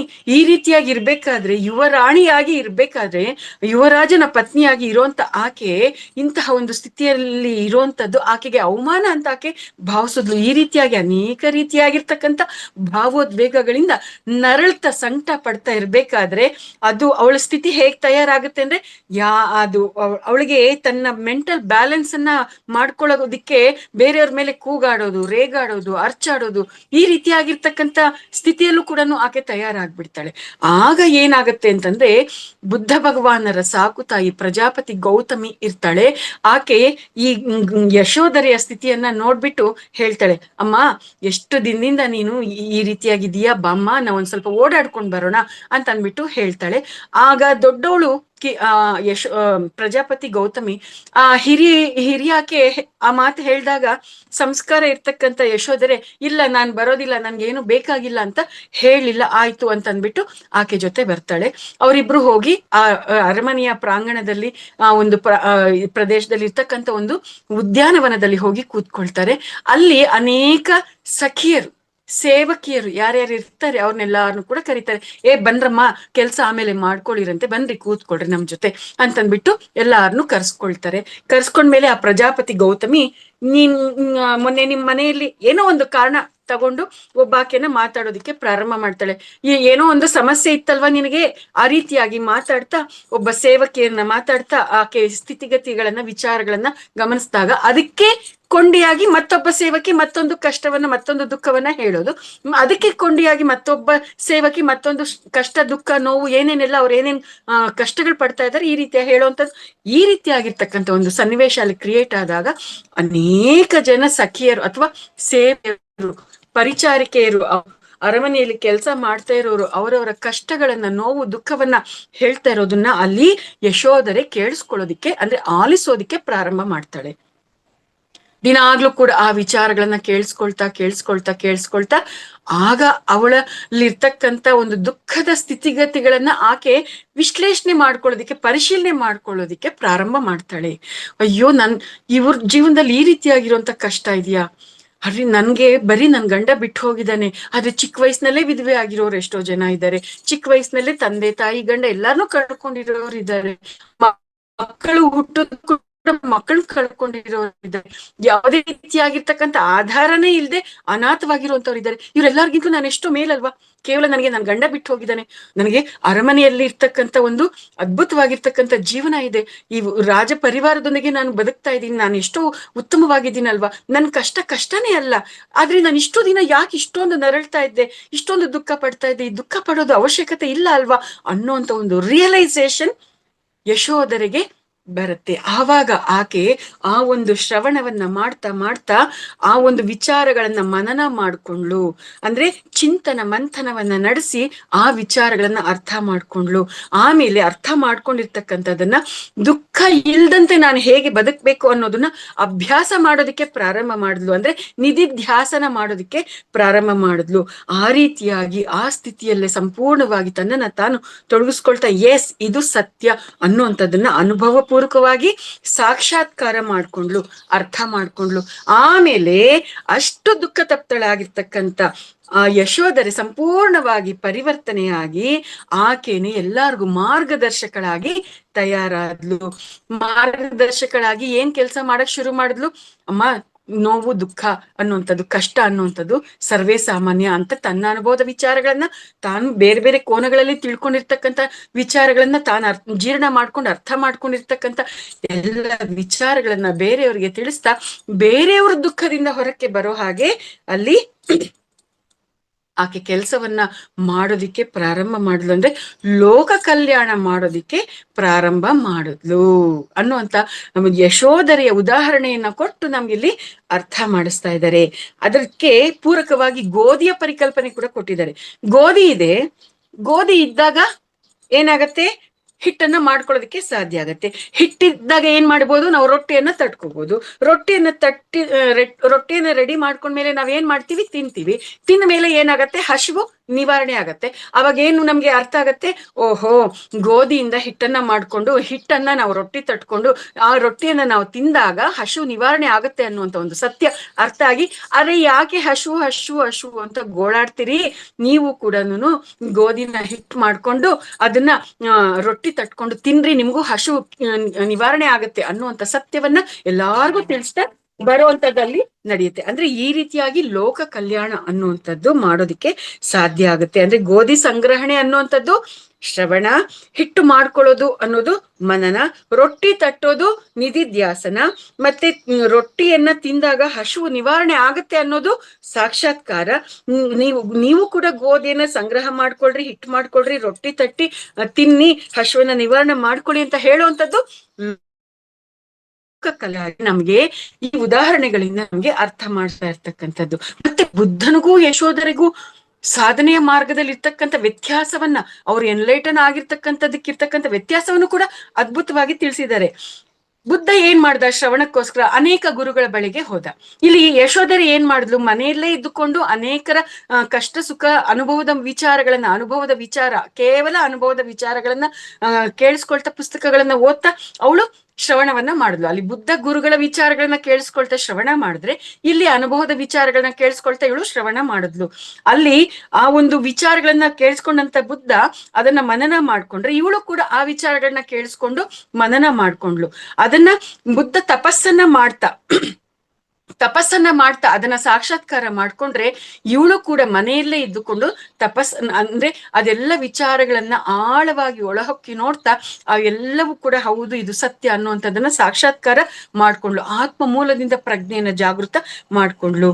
ಅಂದ್ರೆ ಇಲ್ಲಿ ಆ ರೀತಿಯಾಗಿ ಪಡ್ಕೊಂಡಂತ ಜ್ಞಾನವನ್ನ ಬುದ್ಧ ಎಲ್ಲಾರ್ಗೂ ಹಂಚ್ತಾ ಲೋಕ ಕಲ್ಯಾಣ ಮಾಡ್ತಾ ಬಂದ. ಇಲ್ಲಿ ಈಕೆ ಕೂಡ ತಾನು ತಿಳ್ಕೊಂಡಿರ್ತಕ್ಕಂಥ ಜ್ಞಾನವನ್ನ ಮಾರ್ಗದರ್ಶಕಳಾಗಿ ತಯಾರಾಗಿ ಎಲ್ಲಾರ್ಗೂ ಜ್ಞಾನವನ್ನ ಹಂಚ್ತಾ ಇವಳು ಕೂಡ ಸೇವೆ ಮಾಡ್ತಾ ಬಂದ್ಲು. ಈ ರೀತಿಯಾಗಿ ಬುದ್ಧನಿಗೆ ಆ ರೀತಿಯಾಗಿ ಈ ಪಂಚತತ್ವಗಳು ಜೀರ್ಣ ಆಯ್ತು. ಇಲ್ಲಿ ಈಕೆಗೆ ಈ ರೀತಿಯಾಗಿ ಜೀರ್ಣ ಆಯ್ತು. ಆದ್ರೆ ಇಬ್ರಿಗೂ ಕೂಡ ವ್ಯತ್ಯಾಸ ಇದೆ. ಬುದ್ಧ ಏನ್ ಮಾಡ್ದ? ಮನೆ ಬಿಟ್ಟು ಹೋದ. ಇವಳು ಏನ್ ಮಾಡಿದ್ಲು? ಮನೆ ಬಿಟ್ಟು ಹೋಗ್ಲಿಲ್ಲ, ಮನೆಯಲ್ಲೇ ಇದ್ಲು, ಮನೆಯಲ್ಲಿ ಎಲ್ಲಾದ್ರ ಜೊತೆಯಲ್ಲೂ ಇದ್ಲು.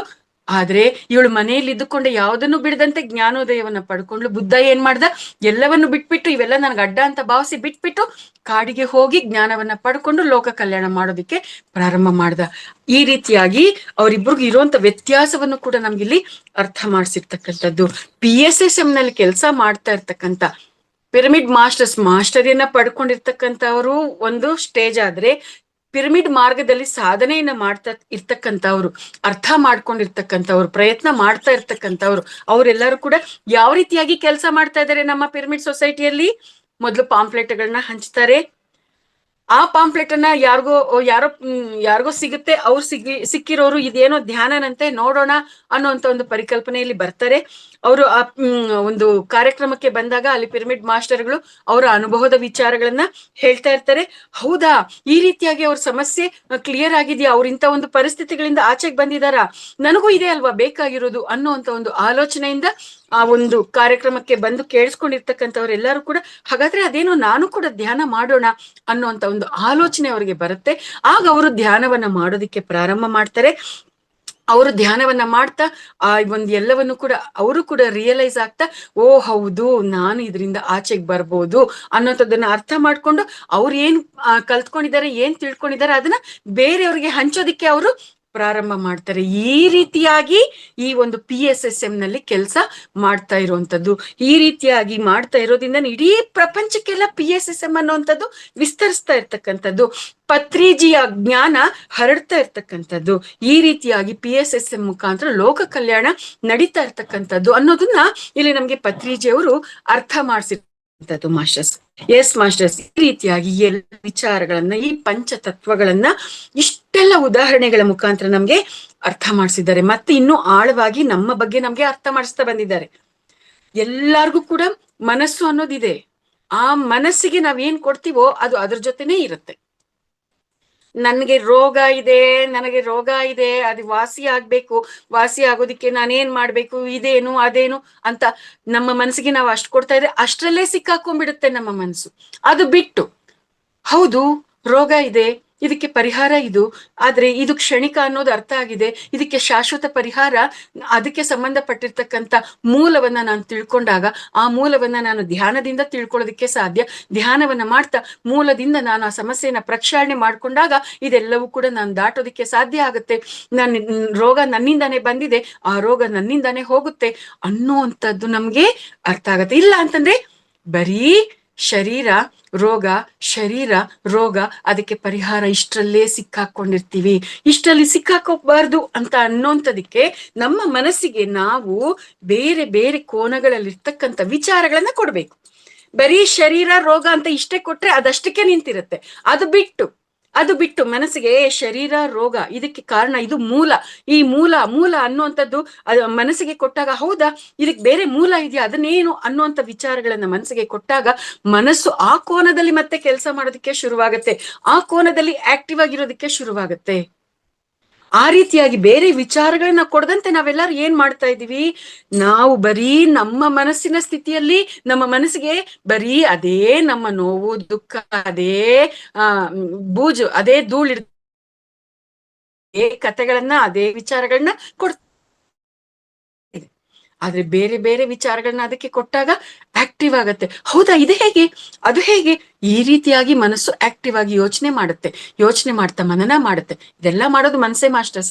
ಶ್ರವಣ ಮಾಡೋದು ಮನ್ಸೇನೆ, ಮನನ ಮಾಡೋದು ಮನ್ಸೇನೆ, ನಿಧಿಧ್ಯಾಸನ ಮಾಡಿಸೋದು ಮನ್ಸೇನೆ, ಸಾಕ್ಷಾತ್ಕಾರ ಮಾಡೋದನ್ನು ಮಾಡಿಸೋದನ್ನು ಮನಸ್ಸೇನೆ, ಲೋಕ ಕಲ್ಯಾಣ ಮಾಡಿಸೋದು ಕೂಡ ಮನಸ್ಸೇನೆ. ಅಂದ್ರೆ ನಾವು ಆ ಮನಸ್ಸಿಗೆ ಆ ರೀತಿಯಾಗಿರ್ತಕ್ಕಂಥ ವಿಚಾರಗಳನ್ನ ಕೊಡಬೇಕು, ಕೆಲಸವನ್ನ ಕೊಡಬೇಕು. ಮನಸ್ಸಿಗೆ ಅಂತದನ್ನ ಕೊಟ್ಟಾಗ ಅದು ನಮ್ಮನ್ನ ಈ ರೀತಿಯಾಗಿ ತಯಾರು ಮಾಡುತ್ತೆ ಅನ್ನುವಂಥದ್ದನ್ನ ಇಲ್ಲಿ ನಮ್ಗೆ ಪತ್ರಿಜಿಯವರು ಅರ್ಥ ಮಾಡಿಸಿರೋದು. ಮನಸ್ಸಿನಿಂದ ಇಷ್ಟೆಲ್ಲ ನಮ್ಗೆ ಅರ್ಥ ಆಗ್ತಾ ಇದ್ದಾಗ ಅಲ್ಲಿ ಶರೀರ, ಮನಸ್ಸು, ಬುದ್ಧಿ, ಆತ್ಮ ಒಂದು ಸಮಯದಲ್ಲಿ ಎಲ್ಲಾನು ಒಂದೇ ಸರಳ ರೇಖೆಯಲ್ಲಿ ಅಲೈನ್ ಆಗತ್ತೆ, ಒಂದಕ್ಕೊಂದರಲ್ಲಿ ಮರ್ಜ್ ಆಗತ್ತೆ. ಮರ್ಜ್ ಆದಾಗ ಆಗ ನಾನು ಶರೀರ ಅಲ್ಲ, ಆತ್ಮ, ನಾನೇ ಆ ಪರಮಾತ್ಮ, ಮಮಾತ್ಮ ಸರ್ವಭೂತಾತ್ಮ, ಸರ್ವಂ ಕಲ್ವಿದಂ ಬ್ರಹ್ಮ ಅನ್ನೋಂಥ ಈ ಪರಮ ಸತ್ಯದ ತತ್ವಗಳು ನಮ್ಮ ಆಳದಿಂದ, ನಮ್ಮ ಮೂಲಾಂತರ ಆಳದಿಂದ ನಮ್ಗೆ ಜಾಗೃತ ಆಗುತ್ತೆ. ಇದನ್ನ ನಮ್ಗೆ ಪತ್ರಿಜಿಯವರು ಅರ್ಥ ಮಾಡಿಸುವಂತ ಒಂದು ಪ್ರಯತ್ನವನ್ನ ಇಲ್ಲಿ ಮಾಡಿರ್ತಕ್ಕಂಥದ್ದು. ಸೊ ಈ ರೀತಿಯಾಗಿ ಶ್ರವಣ, ಮನನ, ನಿಧಿಧ್ಯಾಸನ, ಸಾಕ್ಷಾತ್ಕಾರ, ಲೋಕ ಕಲ್ಯಾಣ ಅನ್ನುವಂಥದ್ದು ನಡೆಯುತ್ತೆ. ಇಲ್ಲಿ ಪಿರಮಿಡ್ ಮಾರ್ಗದಲ್ಲಿ ಏನೆಲ್ಲ ಕೆಲಸಗಳು ನಡೀತಾ ಇದೆ, ಆ ಒಂದು ಅನುಭವದ ವಿಚಾರಗಳನ್ನ ನಾವು ಕೇಳಿಸ್ಕೊಳ್ತಾ ಇದ್ದಾಗ, ಈಗ ಯಾರೋ ಇಸ್ಪೀಟ್ ಆಡೋರು ಇರ್ತಾರೆ ಅಂತ ಅಂದ್ಕೊಳ್ರಿ. ಇಸ್ಪೀಟ್ ಆಡೋರು ಆ ಒಂದು ಪಿರಮಿಡ್ ಮಾರ್ಗದಲ್ಲಿ ಬಂದಾಗ, ನಾನ್ ಮೊದ್ಲಿಂಗ್ ಇಸ್ಪೀಟ್ ಆಡಿ ಇಷ್ಟೆಲ್ಲ ದುಡ್ಡು ಕಳ್ಕೊಂಡೆ, ಇಷ್ಟೆಲ್ಲ ಹಾಳು ಮಾಡ್ಕೊಂಡೆ, ನಾನ್ ಹಿಂಗೆ ದಾರಿ ತಪ್ಪದೆ, ಯಾರೋ ಹಿಂಗೆ ಹೇಳಿದ್ರು, ಅವ್ರು ಹೇಳಿದ ಇಂಪ್ಯಾಕ್ಟ್, ಅವ್ರು ಹೇಳಿದ ಮಾತಿನ ಪ್ರಭಾವದಿಂದ ನಾನು ಆ ದಾರಿಯಲ್ಲಿ ಹೊಟ್ಟೋದು, ಹಿಂಗಿಂಗ್ ಆಯ್ತು ನನ್ನ ಜೀವನ, ಇಷ್ಟೆಲ್ಲ ತೊಂದರೆ ಆಯ್ತು ಅನ್ನೋದು ಅವ್ರು ಹೇಳಿದಾಗ, ಅವಾಗ ಕೇಳಿಸ್ಕೊಳ್ಳೋಂತವ್ರಿಗೆ ಶ್ರವಣ ಮಾಡಿದಾಗ, ಅದನ್ನ ಕೇಳಿಸ್ಕೊಂಡಾಗ, ಗಮನ ಕೊಟ್ಟು ಶ್ರವಣ ಮಾಡಿದಾಗ ಏನಾಗತ್ತೆ ಅಂದ್ರೆ, ಇಸ್ಪೀಟ್ ಆಡಿದ್ರೆ ಇಷ್ಟೆಲ್ಲ ದುಷ್ಪರಿಣಾಮಗಳು ಆಗುತ್ತೆ, ಇರೋದನ್ನು ಕಳ್ಕೊಳ್ತೀವಿ. ಅದೇನೋ ತೆಲುಗುನಲ್ಲಿ ಒಂದ್ ಮಾತು ಹೇಳ್ತಾರೆ, ಕೂಡಿಂದಿ ಪೆಂಡ್ಲಾಡಿಂದಿ ರೆಂಡು ಪೋಯೆ ಅಂತ ಹೇಳ್ತಾರೆ. ಅಂದ್ರೆ ಇರೋದನ್ನ ಪಡ್ಕೊಂಡಿರೋದನ್ನ ಎಲ್ಲಾನು ಕೂಡ ನಾವು ಕಳ್ಕೋಬೇಕಾಗತ್ತೆ. ಅಂದ್ರೆ ಇಸ್ಪೀಟ್ ಆಡಬಾರ್ದು ಅನ್ನುವಂಥದ್ದು ಆ ಒಂದು ಶ್ರವಣದಿಂದ ಮನನ ಮಾಡಿದಾಗ ಅರ್ಥ ಆಗತ್ತೆ. ಮತ್ತೆ ನಾವೇನಾದ್ರು ಇಸ್ಪೀಟ್ ಆಡ್ತಾ ಇದ್ರೆ ಪ್ರಾಕ್ಟಿಕಾಲಿಟಿಯಲ್ಲಿ ಇಸ್ಪೀಟ್ ಆಡ್ದಂಗೆ ನಮ್ಮನ್ನ ನಾವು ನಿಯಂತ್ರಣ ಮಾಡ್ಕೊಳ್ಳುವಂಥದ್ದು ನಿಧಿಧ್ಯಾಸನ ಆಗತ್ತೆ. ಆ ನಿಧಿಧ್ಯಾಸನದಿಂದ ಹೌದು, ನಾನು ಇಸ್ಪೀಟ್ ಆಡೋದನ್ನ ಬಿಟ್ಟ ಮೇಲೆ ನನ್ನ ಬದುಕಲ್ಲಿ ಇಂಥ ಬದಲಾವಣೆ ಬಂದಿದೆ ಅನ್ನುವಂಥದ್ದು ನಮ್ಗೆ ಸ್ವತಃ ಅನುಭವದಿಂದ ಅರ್ಥ ಆದಾಗ, ಅಯ್ಯೋ ಲೇ ನೀವು ಇಸ್ಪೀಟ್ ಆಡ್ಬೇಡ್ರೋ, ಹಿಂಗ್ ಆಡಿದ್ರೆ ಹಿಂಗ್ ಹಾಳಾಗ್ ಹೋಗ್ತಿರೋ ಅಂತ ಬೇರೆಯವ್ರಿಗೆ ಎಲ್ಲರಿಗೂ ಹೇಳೋ ಅಂಥದ್ದು ಕೂಡ ಅಲ್ಲಿ ಲೋಕ ಕಲ್ಯಾಣದ ಕಾರ್ಯ ನಡೆಯುತ್ತೆ. ನೋಡಿ ಮಾಸ್ಟರ್ಸ್, ಎಷ್ಟು ಅದ್ಭುತವಾಗಿದೆ ಪತ್ರಿಜಿಯವರ ಮಾರ್ಗ, ಪತ್ರಿಜಿಯವರ ಪರಿಕಲ್ಪನೆ. ಕೆಲವರು ನಾವು ತಿಳ್ಕೊಂಡಿರ್ತಕ್ಕಂಥ, ನಮಗೆ ಸಿಗ್ತಾ ಇರ್ತಕ್ಕಂಥ ಅನುಭವಗಳನ್ನ ನಾವು ಹೇಳ್ಬಾರ್ದು ಅಂತ ಹೇಳ್ತಾರೆ. ನಾನು ಈ ರೀತಿಯಾಗಿ ಹೊರಗ್ ಬಂದಿದ್ದೀನಿ, ಇಂಥ ಒಂದು ಒಳ್ಳೇದ್ ನನ್ಗಾಗಿದೆ ಅಂತಂದಾಗ, ಆ ಒಂದು ಒಳ್ಳೇದನ್ನ ಕೇಳಿಸ್ಕೊಳ್ಳುವಂತದ್ರ ಜೊತೆಗೆ ಕೆಲವರು ನಕಾರಾತ್ಮಕ ಮನಸ್ತತ್ವ ಇರುವಂತವ್ರು ಇರ್ತಾರೆ. ಅವರು ಇವ್ರು ಬದ್ಲಾಗ್ಬಾರ್ದು, ಇವ್ರಿಗೆ ಇದೇ ರೀತಿ ಕಷ್ಟ ಇರ್ಬೇಕು, ಇವ್ರ ಹಿಂಗೆ ನೋವಲ್ಲಿ ಇರ್ಬೇಕು ಅನ್ನೋಂತ ಆಲೋಚನೆಗಳನ್ನ ಅವ್ರು ಕಳಿಸಿದಾಗ ಮತ್ತೆ ನಮ್ದೆಲ್ಲ ಪಡ್ಕೊಂಡಿರ್ತಕ್ಕಂಥ ಜ್ಞಾನ ಅಸ್ತವ್ಯಸ್ತ ಆಗತ್ತೆ. ಮತ್ತೆ ನಮ್ಮ ಜೀವನದಲ್ಲಿ ನಕಾರಾತ್ಮಕತೆ ಅನ್ನೋಂಥದ್ದು ಬರುತ್ತೆ. ಅದಕ್ಕೆ ನಮ್ಮ ಅನುಭವಗಳನ್ನ ಯಾರಿಗೂ ಹೇಳ್ಬಾರ್ದು ಅನ್ನೋಂಥ ಒಂದು ಪರಿಕಲ್ಪನೆಯನ್ನ ತುಂಬಾ ಜನ ಹೇಳ್ತಾರೆ ಮಾಸ್ಟರ್ಸ್. ಇದು ನನಗ್ ತುಂಬಾ ಜನ ಕೊಟ್ಟಿದ್ದಾರೆ. ಹೇಳ್ಬಾರ್ದು, ಮೊದಲು ನೀವ್ ತಿಳ್ಕೊಳ್ರಿ, ನೀವ್ ಎನ್ಲೈಟನ್ ಆಗಿ, ನೀವೆಲ್ಲದ್ರಿಂದ ಆಚೆಗೆ ಬನ್ನಿ, ಆಮೇಲಿಂದ ನೀವು ಕಲ್ಸಿ ಅಂತ ಹೇಳೋಂಥದ್ದು ತುಂಬಾ ಜನ ನನ್ನ ಹತ್ರ ಹೇಳಿದ್ದಾರೆ. ಆದ್ರೆ ಅವ್ರು ಹೇಳಿದಾಗ ನನಗೆ ಅವ್ರು ಹೇಳ್ತಾ ಇರ್ತಕ್ಕಂಥ ವಿಚಾರವನ್ನ ನಾನು ವಿರೋಧ ಮಾಡುವಂಥದ್ದು ಇಲ್ಲ. ಅಲ್ಲ, ಅವ್ರು ಹೇಳುವಂತ ವಿಚಾರ ಅವ್ರು ಯಾವ ಕೋನದಲ್ಲಿ ಹೇಳ್ತಾ ಇದ್ದಾರೆ, ಪತ್ರಿಜಿ ಅವರು ಯಾವ ಕೋನದಲ್ಲಿ ಹೇಳಿದ್ದಾರೆ, ಈ ರೀತಿಯಾಗಿರ್ತಕ್ಕಂಥ ಚಿಂತನ ಮಂಥನ ಅನ್ನುವಂಥದ್ದು ನಡೆದಾಗ ಅವರು ಆ ರೀತಿಯಾಗಿರ್ತಕ್ಕಂಥ ಅನುಭವವನ್ನ ಪಡ್ಕೊಂಡಿದ್ದಾರೆ. ಮತ್ತೆ ಪತ್ರಿಜಿ ಅವರು ಈ ರೀತಿಯಾಗಿರ್ತಕ್ಕಂಥ ಅನುಭವವನ್ನ ಪಡ್ಕೊಂಡಿದ್ದಾರೆ. ಇವ್ರು ಈ ರೀತಿಯಾಗಿ ಹೇಳ್ತಾ ಇದಾರೆ, ಅವ್ರು ಆ ರೀತಿಯಾಗಿ ಹೇಳ್ತಾ ಇದ್ದಾರೆ. ನಾನು ಇದನ್ನ ಇಂಪ್ಲಿಮೆಂಟ್ ಮಾಡ್ಕೊಂಡ್ರೆ ನನ್ನ ಸ್ಥಿತಿ ಹೇಗಿರುತ್ತೆ, ಪತ್ರಿಜಿ ಅವ್ರು ಹೇಳಿರೋದನ್ನ ಇಂಪ್ಲಿಮೆಂಟ್ ಮಾಡ್ಕೊಂಡ್ರೆ ಹೇಗಿರುತ್ತೆ ಅನ್ನುವಂಥದ್ದನ್ನ ನಾನು ಆಳವಾಗಿ ಒಳಹೊಕ್ಕು ಅರ್ಥ ಮಾಡ್ಕೊಳ್ಳೋ ಪ್ರಯತ್ನ ಮಾಡಿದಾಗ, ನನಗೇನ್ ಒಳ್ಳೇದ್ ಸಿಕ್ಕಿದೆ ಅದೆಲ್ಲರಿಗೂ ಸಿಗ್ಬೇಕು, ನನಗೇನ್ ಒಳ್ಳೇದಾಗಿದೆ ಅದೆಲ್ಲರಿಗೂ ಒಳ್ಳೇದಾಗ್ಬೋದು, ಆಗ್ಬೇಕು.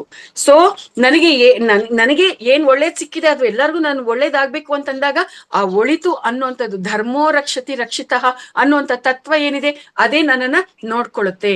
ಆ ಒಂದು ಪರಮಾತ್ಮ ಅನ್ನುವಂಥವ್ನು, ಅಂದ್ರೆ ದ್ವಂದ್ವ ನಮ್ಮಲ್ಲಿ, ನಾನ್ ಶರೀರ, ದೇವ್ರು ಬೇರೆ ನಾನ್ ಬೇರೆ ಅನ್ನುವಂಥ ಪರಿಕಲ್ಪನೆಯಲ್ಲಿ ಇದ್ದಾಗ ಆ ದೇವರೇ ನನ್ನನ್ನ ಕಾಪಾಡ್ಕೊಳ್ತಾನೆ.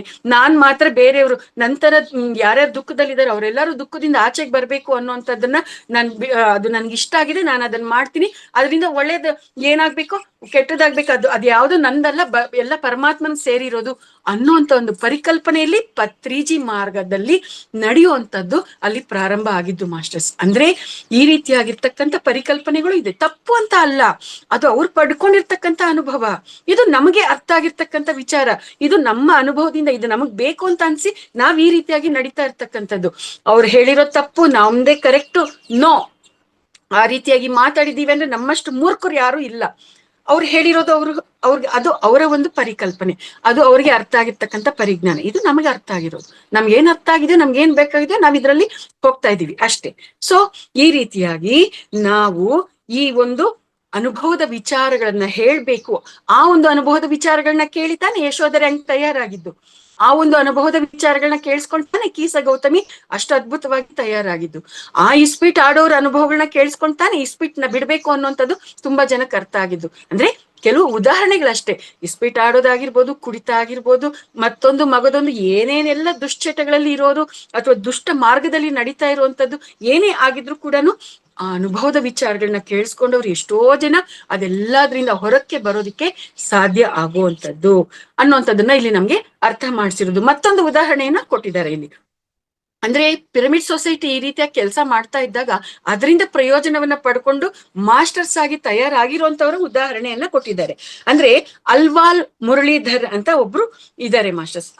ಅಲ್ವಾಲ್ ಮುರಳಿ ಅನ್ನುವಂತವ್ರ ವಿಚಾರನ ತಿಳಿಸಿದ್ದಾರೆ. ಅವರು ಒಂದ್ಸರ್ತಿ ಅಲ್ವಾಲ್ ಮುರಳಿ ಅನ್ನುವಂಥವ್ರು ಅವರ ಟೂ ವೀಲರ್ ಅಲ್ಲಿ ಅವರು ದಿಲ್ಸುಖ್ ನಗರ್ಗೆ ವಾಪಸ್ ಹೋಗ್ತಾ ಅಲ್ಲಿ ಮಿರ್ಚಿ ಬಜ್ಜಿ ಮಾಡ್ತಾ ಇರ್ತಾರೆ, ಅದನ್ನ ತಿನ್ಬೇಕು ಅಂತ ಅನ್ಸುತ್ತೆ.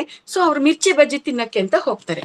ಆ ಮಿರ್ಚಿ ಬಜ್ಜಿಯನ್ನ ಒಂದು ಪೇಪರ್ ಅಲ್ಲಿ ಸುತ್ತ ಕೊಡ್ತಾರೆ. ಆ ಮಿರ್ಚಿ ಬಜ್ಜಿ ತಿಂತ ಮೇಲೆ ಅವ್ರ ಕಣ್ಣು ಹೋಗುತ್ತೆ.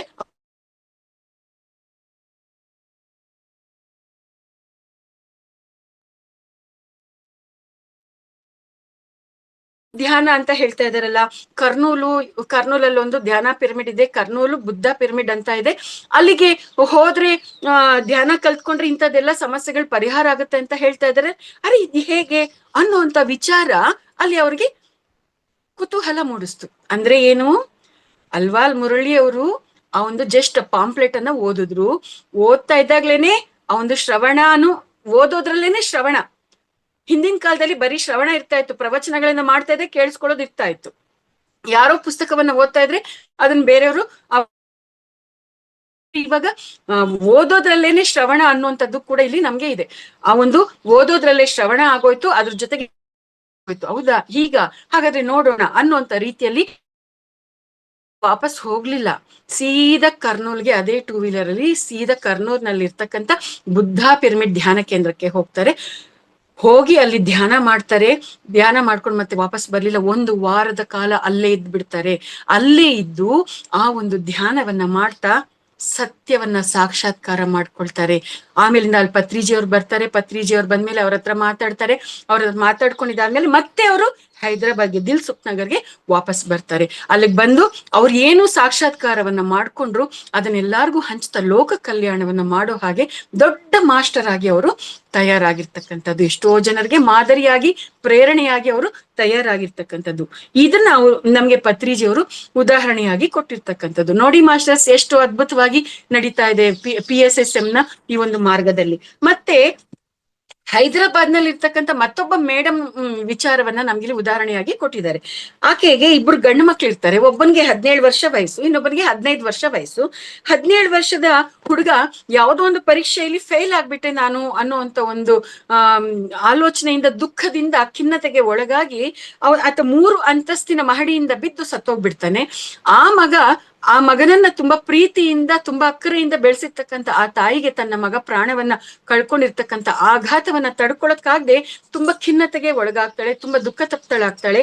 ಆ ಒಂದು ದುಃಖದಿಂದ, ಮನೋರೋಗದಿಂದ ಆಕೆಗೆ ಆರೋಗ್ಯದ ಸ್ಥಿತಿ ತೀರಾ ಬಿಗಡಾಯಿಸುತ್ತೆ.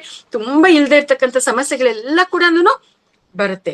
ಈ ರೀತಿಯಾಗಿ ಬಂದಾಗ ಆಕೆಗೆ ಒಂದು ಸಂದರ್ಭದಲ್ಲಿ ನಮ್ಮ ಪಿರಮಿಡ್ ಸೊಸೈಟಿಯ ಒಂದು ಪಾಂಪ್ಲೆಟ್ ಸಿಗುತ್ತೆ. ಅದರಲ್ಲಿ ಹೈದರಾಬಾದ್ ನಲ್ಲಿ ಇರ್ತಕ್ಕಂಥ ಧ್ಯಾನ ಜಗತ್ ಆಫೀಸ್ ಇದೆ ಅಲ್ವಾ ಮಾಸ್ಟರ್ಸ್, ಮ್ಯಾಗಝೈನ್, ಧ್ಯಾನ ಜಗತ್ ಮ್ಯಾಗಝೈನ್ ಇದೆಯಲ್ಲ, ಆ ಧ್ಯಾನ ಜಗತ್ ಆಫೀಸ್ಗೆ ಅಡ್ರೆಸ್ ಇರುತ್ತೆ. ಸೀದಾ ಅಲ್ಲಿಗೆ ಹೋಗ್ತಾಳೆ. ಅಲ್ಲಿ ಹೋಗ್ಬಿಟ್ಟು ಅಲ್ಲಿರ್ತಕ್ಕಂಥ ಮಾಸ್ಟರ್ಸ್ ಯಾರು ಇರ್ತಾರೆ ಅವ್ರಿಗೆ ತನ್ನ ಎಲ್ಲ ಕಷ್ಟವನ್ನ, ನೋವನ್ನ, ದುಃಖವನ್ನ ಹೇಳ್ಕೊಳ್ತಾಳೆ. ಹೇಳಿದಾಗ ಅವ್ರು ಹೇಳೋದೊಂದೇ, ಅಮ್ಮ ನೀವು ಧ್ಯಾನ ಮಾಡಿ ಅಂತ ಹೇಳ್ತಾರೆ. ಧ್ಯಾನ ಮಾಡಕ್ಕೆ ಆಕೆ ಶುರು ಮಾಡಿದಾಗ ಆಗ ಸಹಜವಾಗೇನೆ ಆಕೆ ಮನಸ್ಸು ಸ್ಥಿಮಿತವಾಗೋದಿಕ್ಕೆ ಪ್ರಾರಂಭ ಆಯ್ತು. ಸ್ಥಿಮಿತವಾಗ್ತಾ ತನ್ನ ಎಲ್ಲಾ ಫ್ಲಕ್ಚುಯೇಷನ್ಸ್, ಮೂಡ್ ಸ್ವಿಂಗ್ಸ್ ಏನಿತ್ತು, ನೋವು, ದುಃಖ ಅನ್ನುವಂಥದ್ದು ಏನಿತ್ತು ಅದನ್ನೆಲ್ಲವನ್ನು ಕೂಡ ಕ್ಲಿಯರ್ ಮಾಡ್ಕೊಳ್ತಾ ಬಂದ್ಲು. ಅದೇ ಧ್ಯಾನವನ್ನ ಮಾಡ್ತಾ ಮಾಡ್ತಾ ಮಾಡ್ತಾ ಶರೀರವನ್ನ ಬಿಟ್ಟು ಸತ್ತೋಗಿರ್ತಕ್ಕಂಥ ತನ್ನ ಮಗನ ಆತ್ಮದ ಜೊತೆ ಸಂಪರ್ಕವನ್ನ ಮಾಡುವಂತ ಒಂದು ಸ್ಥಿತಿಗೆ ಆಕೆ ಬಂದ್ಲು. ಆಕೆ ಧ್ಯಾನದಲ್ಲಿ ಕೂತಿದ್ದಾಗ ಆಕೆಯ ಮಗ ಆಕೆ ಜೊತೆ ಬಂದು ಮಾತನಾಡ್ದ. ಆಗ ಆತ ಹಲವಾರು ವಿಚಾರಗಳನ್ನ ಆಕೆಗೆ ತಿಳಿಸ್ದ. ಅಮ್ಮ, ನಾನು ಯಾವ ರೀತಿಯಾಗಿ ಶರೀರ ಬಿಡ್ಬೇಕು ಅಂತ ನಾನು ಡಿಸೈನ್ ಮಾಡ್ಕೊಂಡು ಬಂದಿದ್ದೆ, ಆ ರೀತಿಯಾಗಿ ನಾನು ಶರೀರವನ್ನ ಬಿಟ್ಟಿದ್ದೀನಿ. ಹೇಗ್ ನಡಿಬೇಕಾಗಿದೆಯೋ ಹಾಗೆ ಕರೆಕ್ಟ್ ಆಗಿ ನಡೆದಿದೆ. ನಾನೀಗ ಹ್ಯಾಪಿ ಆಗಿದ್ದೀನಿ ಅಮ್ಮ. ನೀನ್ ದುಃಖ ಪಡ್ತಾ ಇರೋದ್ರಿಂದ ನಾನು ನನ್ನ ಮುಂದಿನ ಲೋಕಕ್ಕೆ ನಾನು ಹೋಗಕ್ ಆಗ್ದಂಗೆ ಅದ್ ನನ್ಗೆ ಅಡ್ಡಿ ಆಗ್ತಾ ಇದೆ. ನೀನ್ ದುಃಖ ಪಡ್ಬೇಡ ಅಮ್ಮ, ನೀನ್ ಹ್ಯಾಪಿಯಾಗಿ ನನ್ನನ್ನ ಕಳಿಸ್ಕೊಡು. ನಾನು ಮುಂದಿನ ಪ್ರಯಾಣದಲ್ಲಿ ನಾನು ಹೋಗಿ ನಾನು ಎನ್ಲೈಟನ್ಮೆಂಟ್ ಪಡ್ಕೊಂಡು ನಾನು ಬೇರೆ ರೀತಿಯಲ್ಲಿ ನನ್ನ ಈ ಒಂದು ಆತ್ಮೋನ್ನತಿಯ ಮಾರ್ಗದಲ್ಲಿ ನಾನು ಮುಂದಕ್ಕೆ ಹೋಗ್ಬೇಕಾಗಿದೆ ಅಂತ ಆ ಮಗ ಆ ತಾಯಿಗೆ ಹೇಳಿದಾಗ ಆಗ ಆಕೆಗೆ ತನ್ನ ಎಲ್ಲ ದುಃಖ ನಿವಾರಣೆ ಆಗೋಯ್ತು. ಆಹಾ, ಮಗನೇ ನೀನ್ ಈ ರೀತಿಯಾಗ ಆಗಿರೋದು ಆಯ್ತು ಕಂದ, ನೀನ್ ಹೋಗಪ್ಪ ಸಂತೋಷ ಅಂತ ಮಗನನ್ನ ಕಳಿಸ್ಕೊಟ್ಬಿಟ್ಲು. ತನ್ನ ಮನಸ್ಸಿನ ದುಃಖ ಸಂಪೂರ್ಣವಾಗಿ ನಿವಾರಣೆ ಆಯ್ತು.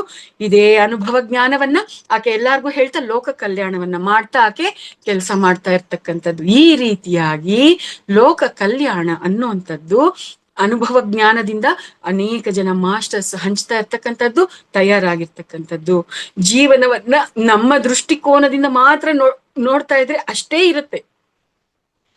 ಬರೀ ನಮ್ಮ ದೃಷ್ಟಿಕೋನ ಅಲ್ಲ, ಒಂದು ವಿಚಾರವನ್ನ ಬೇರೆಯವರು ಯಾವ ದೃಷ್ಟಿಕೋನಗಳಲ್ಲಿ ನೋಡ್ತಾ ಇದ್ದಾರೆ ಅನ್ನೋದು ಕೂಡ ನಾವು ತಿಳ್ಕೋಬೇಕು.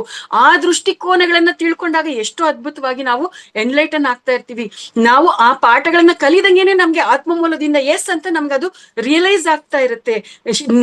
ಶ್ರವಣ ಮನನ ನಿಧಿಧ್ಯಾಸನ ಸಾಕ್ಷಾತ್ಕಾರ ಆಗ್ತಾ ಇರುತ್ತೆ. ಆ ರೀತಿಯಾಗಿ ಧ್ಯಾನದಿಂದ ಆ ಒಂದು ವಿಚಾರಗಳನ್ನ ನಾವು ಆತ್ಮ ಮೂಲದಿಂದ ನಮ್ಗೆ ಜಾಗೃತ ಆಗೋದಕ್ಕೆ ಅವಕಾಶ ಆಗ್ತಾ ಇರುತ್ತೆ. ಹಾಗಾಗಿ ನಾವು ಈ ಒಂದು ವಿಚಾರಗಳನ್ನ ಗಮನಿಸ್ಕೊಳ್ಳೋಣ. ಪಿರಮಿಡ್ ಸೊಸೈಟಿಯಲ್ಲಿ ಹೇಗೆ ಕೆಲಸ ಮಾಡ್ತಾ ಇದ್ದಾರೆ? ಶ್ರವಣ ಮನನ ನಿಧಿಧ್ಯಾಸನ ಸಾಕ್ಷಾತ್ಕಾರ ಲೋಕ ಕಲ್ಯಾಣ, ಇದು ಈ ಪಿರಮಿಡ್ ಸೊಸೈಟಿಯಲ್ಲಿ ಕೆಲಸ ಮಾಡ್ತಾ ಇರ್ತಕ್ಕಂಥ ವಿಧಾನ. ಅದ್ರ ಜೊತೆಗೆ ಭುಕ್ತಿ, ರಕ್ತಿ, ಯುಕ್ತಿ, ಶಕ್ತಿ, ಮುಕ್ತಿ ಅನ್ನುವಂಥದ್ದನ್ನು ಕೂಡ ಅಳವಡಿಸ್ಕೊಂಡಿದ್ದಾರೆ ಮಧ್ಯ ಮಾರ್ಗದಲ್ಲಿ. ಇದೆಲ್ಲವನ್ನು ಅಳವಡಿಸ್ಕೊಳ್ತಾ ಸಂಪೂರ್ಣವಾಗಿ ಎಲ್ಲಾ ಪ್ರಾಪಂಚಿಕವಾಗಿರೋ ಜೀವನದಲ್ಲೂ ಆನಂದ ಪಡ್ಕೊಳ್ತಾ, ಸಾಮಾಜಿಕ ಜೀವನದಲ್ಲೂ ಆನಂದ ಪಡ್ಕೊಳ್ತಾ, ವೃತ್ತಿ ಜೀವನದಲ್ಲೂ ಆನಂದ ಪಡ್ಕೊಳ್ತಾ, ಸಾಮಾಜಿಕವಾಗಿ ಆಧ್ಯಾತ್ಮಿಕವಾಗಿ ಎಲ್ಲ ರೀತಿಯಲ್ಲೂ ಕೂಡ ಶಾರೀರಿಕ ಮಾನಸಿಕ ಆಧ್ಯಾತ್ಮಿಕ ಎಲ್ಲಾ ರೀತಿಯಲ್ಲೂ ಆನಂದವನ್ನ ಪಡ್ಕೊಳ್ತಾ, ಪರಿಪೂರ್ಣತ್ವವನ್ನ ಪಡ್ಕೊಳ್ತಾ ಮುಂದಕ್ಕೆ ಸಾಗುವಂತ ಮಾರ್ಗ ಮಧ್ಯೆ ಮಾರ್ಗ ಅನ್ನುವಂಥದ್ದನ್ನ ನಮ್ಗಿಲ್ಲಿ ತಿಳಿಸಿದ್ದಾರೆ. ಅದು 5 ಬೆರಳುಗಳಿಗೆ 5 ಪರಿಕಲ್ಪನೆಗಳಿಂದ ಕೊಟ್ಟು ಈ ರೀತಿಯಾಗಿ ಜೀವನದ ವಿಚಾರವನ್ನ ನಮ್ಗೆ ಅರ್ಥ ಮಾಡಿಸಿದ್ದಾರೆ. ಮತ್ತೆ ಪತ್ರಿಜಿ ಅವರು ಅವ್ರದೇ ವಿಚಾರವನ್ನ ಹೇಳಿದ್ದಾರೆ. ಪ್ರಾರಂಭದಲ್ಲಿ ನನಗೂ ಏನು ಗೊತ್ತಿಲ್ಲ, ಕಂಪ್ಲೀಟ್ ಪ್ರಾಪಂಚಿಕವಾಗಿ ನಾನಿದ್ದೆ. ಆ ರೀತಿಯಾಗಿರ್ಬೇಕಾದ್ರೆ ನನ್ನ ಸ್ನೇಹಿತ ರಾಮಚನ್ನಾರೆಡ್ಡಿ ನನಗೆ ಧ್ಯಾನದ ಬಗ್ಗೆ ಹೇಳ್ದ, ಪಿರಮಿಡ್ ಬಗ್ಗೆ ಹೇಳ್ದ. ಸೊ ನಾನು ಅದನ್ನ ಮೊದಲು ಕೇಳಿಸ್ಕೊಂಡೆ, ಶ್ರವಣ ಮಾಡಿದೆ, ಮತ್ತೆ ಮನನ ಮಾಡಿದೆ, ಪ್ರಾಕ್ಟಿಕಾಲಿಟಿಯಲ್ಲಿ ಅದನ್ನ ನಿಧಿಧ್ಯಾಸನದಲ್ಲಿ ಅರ್ಥ ಮಾಡ್ಕೊಂಡೆ, ಸಾಕ್ಷಾತ್ಕಾರ ಆಯ್ತು. ಆಮೇಲೆ ಈ ರೀತಿಯಾಗಿ ಲೋಕ ಕಲ್ಯಾಣ ಮಾಡ್ತಾ ಇದ್ದೀನಿ ಅಂತ ಅಂದ್ಬಿಟ್ಟು ಅವರು ತಮ್ಮ ಉದಾಹರಣೆಯನ್ನೇ ಕೊಟ್ಟಿರ್ತಕ್ಕಂಥದ್ದು. ಈ ರೀತಿಯಾಗಿ ನಾವು ಸಾಧನೆಯಲ್ಲಿ ತೊಡಗಿದಾಗ ನಮ್ಮ ಶರೀರವನ್ನ ಬಿಟ್ಟಿರ್ತಕ್ಕಂಥ ಆತ್ಮೀಯರನ್ನ ನಾವು ಅವರ ಜೊತೆ ಮಾತಾಡ್ಬೋದು, ಬಂಧುಗಳನ್ನ, ಅವ್ರನ್ನೆಲ್ಲಾರು ಸ್ನೇಹಿತರನ್ನ ನಾವು ಧ್ಯಾನದಲ್ಲಿ ಕೂತ್ಕೊಂಡು ಅವ್ರ ಜೊತೆ ನಾವು ಸಂಪರ್ಕವನ್ನ ಸಾಧಿಸ್ತಾ ಮಾತಾಡ್ತಾ ಅವರ ಕಷ್ಟಗಳಿಂದ ಅವರು ಹೊರಬರೋದಕ್ಕೆ ನಾವು ಗೊತ್ತಿರ್ತಕ್ಕಂಥ ಜ್ಞಾನವನ್ನ ಅವ್ರಿಗೆ ತಿಳಿಸ್ತಾ ಸಹಾಯ ಮಾಡ್ಬೋದು. ಈ ರೀತಿಯಾಗಿ ಅನೇಕ ರೀತಿಯಲ್ಲಿ ನಾವು ಅದ್ಭುತವಾಗಿ ತಯಾರಾಗ್ತೀವಿ. ಆ ರಾಮನ ರೀತಿಯಲ್ಲಿ, ವಸಿಷ್ಠನ ರೀತಿಯಲ್ಲಿ, ಸೀತೆಯ ರೂಪದಲ್ಲಿ, ಬುದ್ಧನ ರೀತಿಯಲ್ಲಿ ನಾವೆಲ್ಲರೂ ಕೂಡ ತಯಾರಾಗೋದಕ್ಕೆ ಅವಕಾಶ ಆಗತ್ತೆ. ಆ ರೀತಿಯಾಗಿ ತಯಾರಾಗ್ತಾ ಈಗ ನಾನು ಖಂಡಾಂತರಗಳನ್ನ ದಾಟಿ ಎಲ್ಲ ಬೇರೆ ದೇಶಗಳಲ್ಲಿ ಇರ್ತಕ್ಕಂಥವ್ರಿಗೂ ಕೂಡ ಧ್ಯಾನವನ್ನ ಹೇಳ್ಕೊಡುವಂತ ಲೋಕ ಕಲ್ಯಾಣದ ಕಾರ್ಯವನ್ನ ನಾನು ಮಾಡ್ತಾ ಇದ್ದೀನಿ. ಅಮೆರಿಕ ಹೋಗಿದ್ದೀನಿ, ನ್ಯೂಜಿಲೆಂಡ್ ಹೋಗಿದ್ದೀನಿ, ಆಸ್ಟ್ರೇಲಿಯಾ ಹೋಗಿದ್ದೀನಿ. ನಾನು ಅಷ್ಟೇ ಅಲ್ಲ, ನ್ಯೂಟನ್ ಅವರು 130 ದೇಶಗಳಿಗೆ ಸುತ್ತಿದ್ದಾರೆ. ನನಗಿಂತಲೂ ಜಾಸ್ತಿ ದೇಶಗಳಿಗೆ ಹೋಗಿದ್ದಾರೆ ಅವರು. 130 ದೇಶಗಳಿಗೆ ಹೋಗಿ ಅಲ್ಲಿರ್ತಕ್ಕಂಥ ಅವ್ರೆಲ್ಲರಿಗೂ ಕೂಡ ಎಲ್ಲ ವಿಚಾರಗಳನ್ನ ತಿಳಿಸಿ ಅವರು ಲೋಕ ಕಲ್ಯಾಣವನ್ನ ಮಾಡ್ತಾ ಇದ್ದಾರೆ.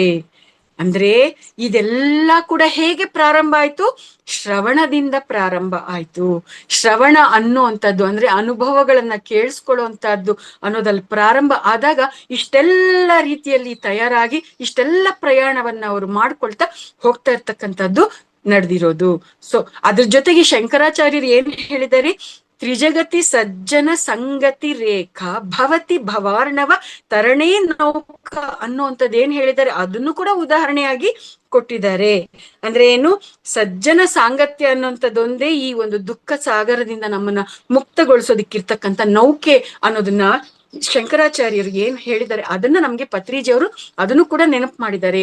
ಈ 3 ಲೋಕಗಳಲ್ಲಿ ದುಃಖ ಸಾಗರದಿಂದ ನಮ್ಮನ್ನ ದಾಟಿಸುವಂತ ನೌಕೆ ಈ ಒಂದು ಸಜ್ಜನ ಸಾಂಗತ್ಯ ಮಾತ್ರ ಆಗಿದೆ ಅನ್ನುವಂಥದ್ದನ್ನ ಶಂಕರಾಚಾರ್ಯರ ವಿಚಾರವನ್ನು ಕೂಡ ತಿಳಿಸಿರ್ತಕ್ಕಂಥದ್ದು. ಅಂದ್ರೆ ಶರೀರದೊಂದಿಗೆ ಮಾಡುವುದು ಶ್ರವಣ ಅಂದ್ರೆ ಭುಕ್ತಿ. ಶ್ರವಣ, ಭುಕ್ತಿ, ಕಿರುಬೆರಳು ಶರೀರದೊಂದಿಗೆ ನಡೆಯುತ್ತೆ ಇದು.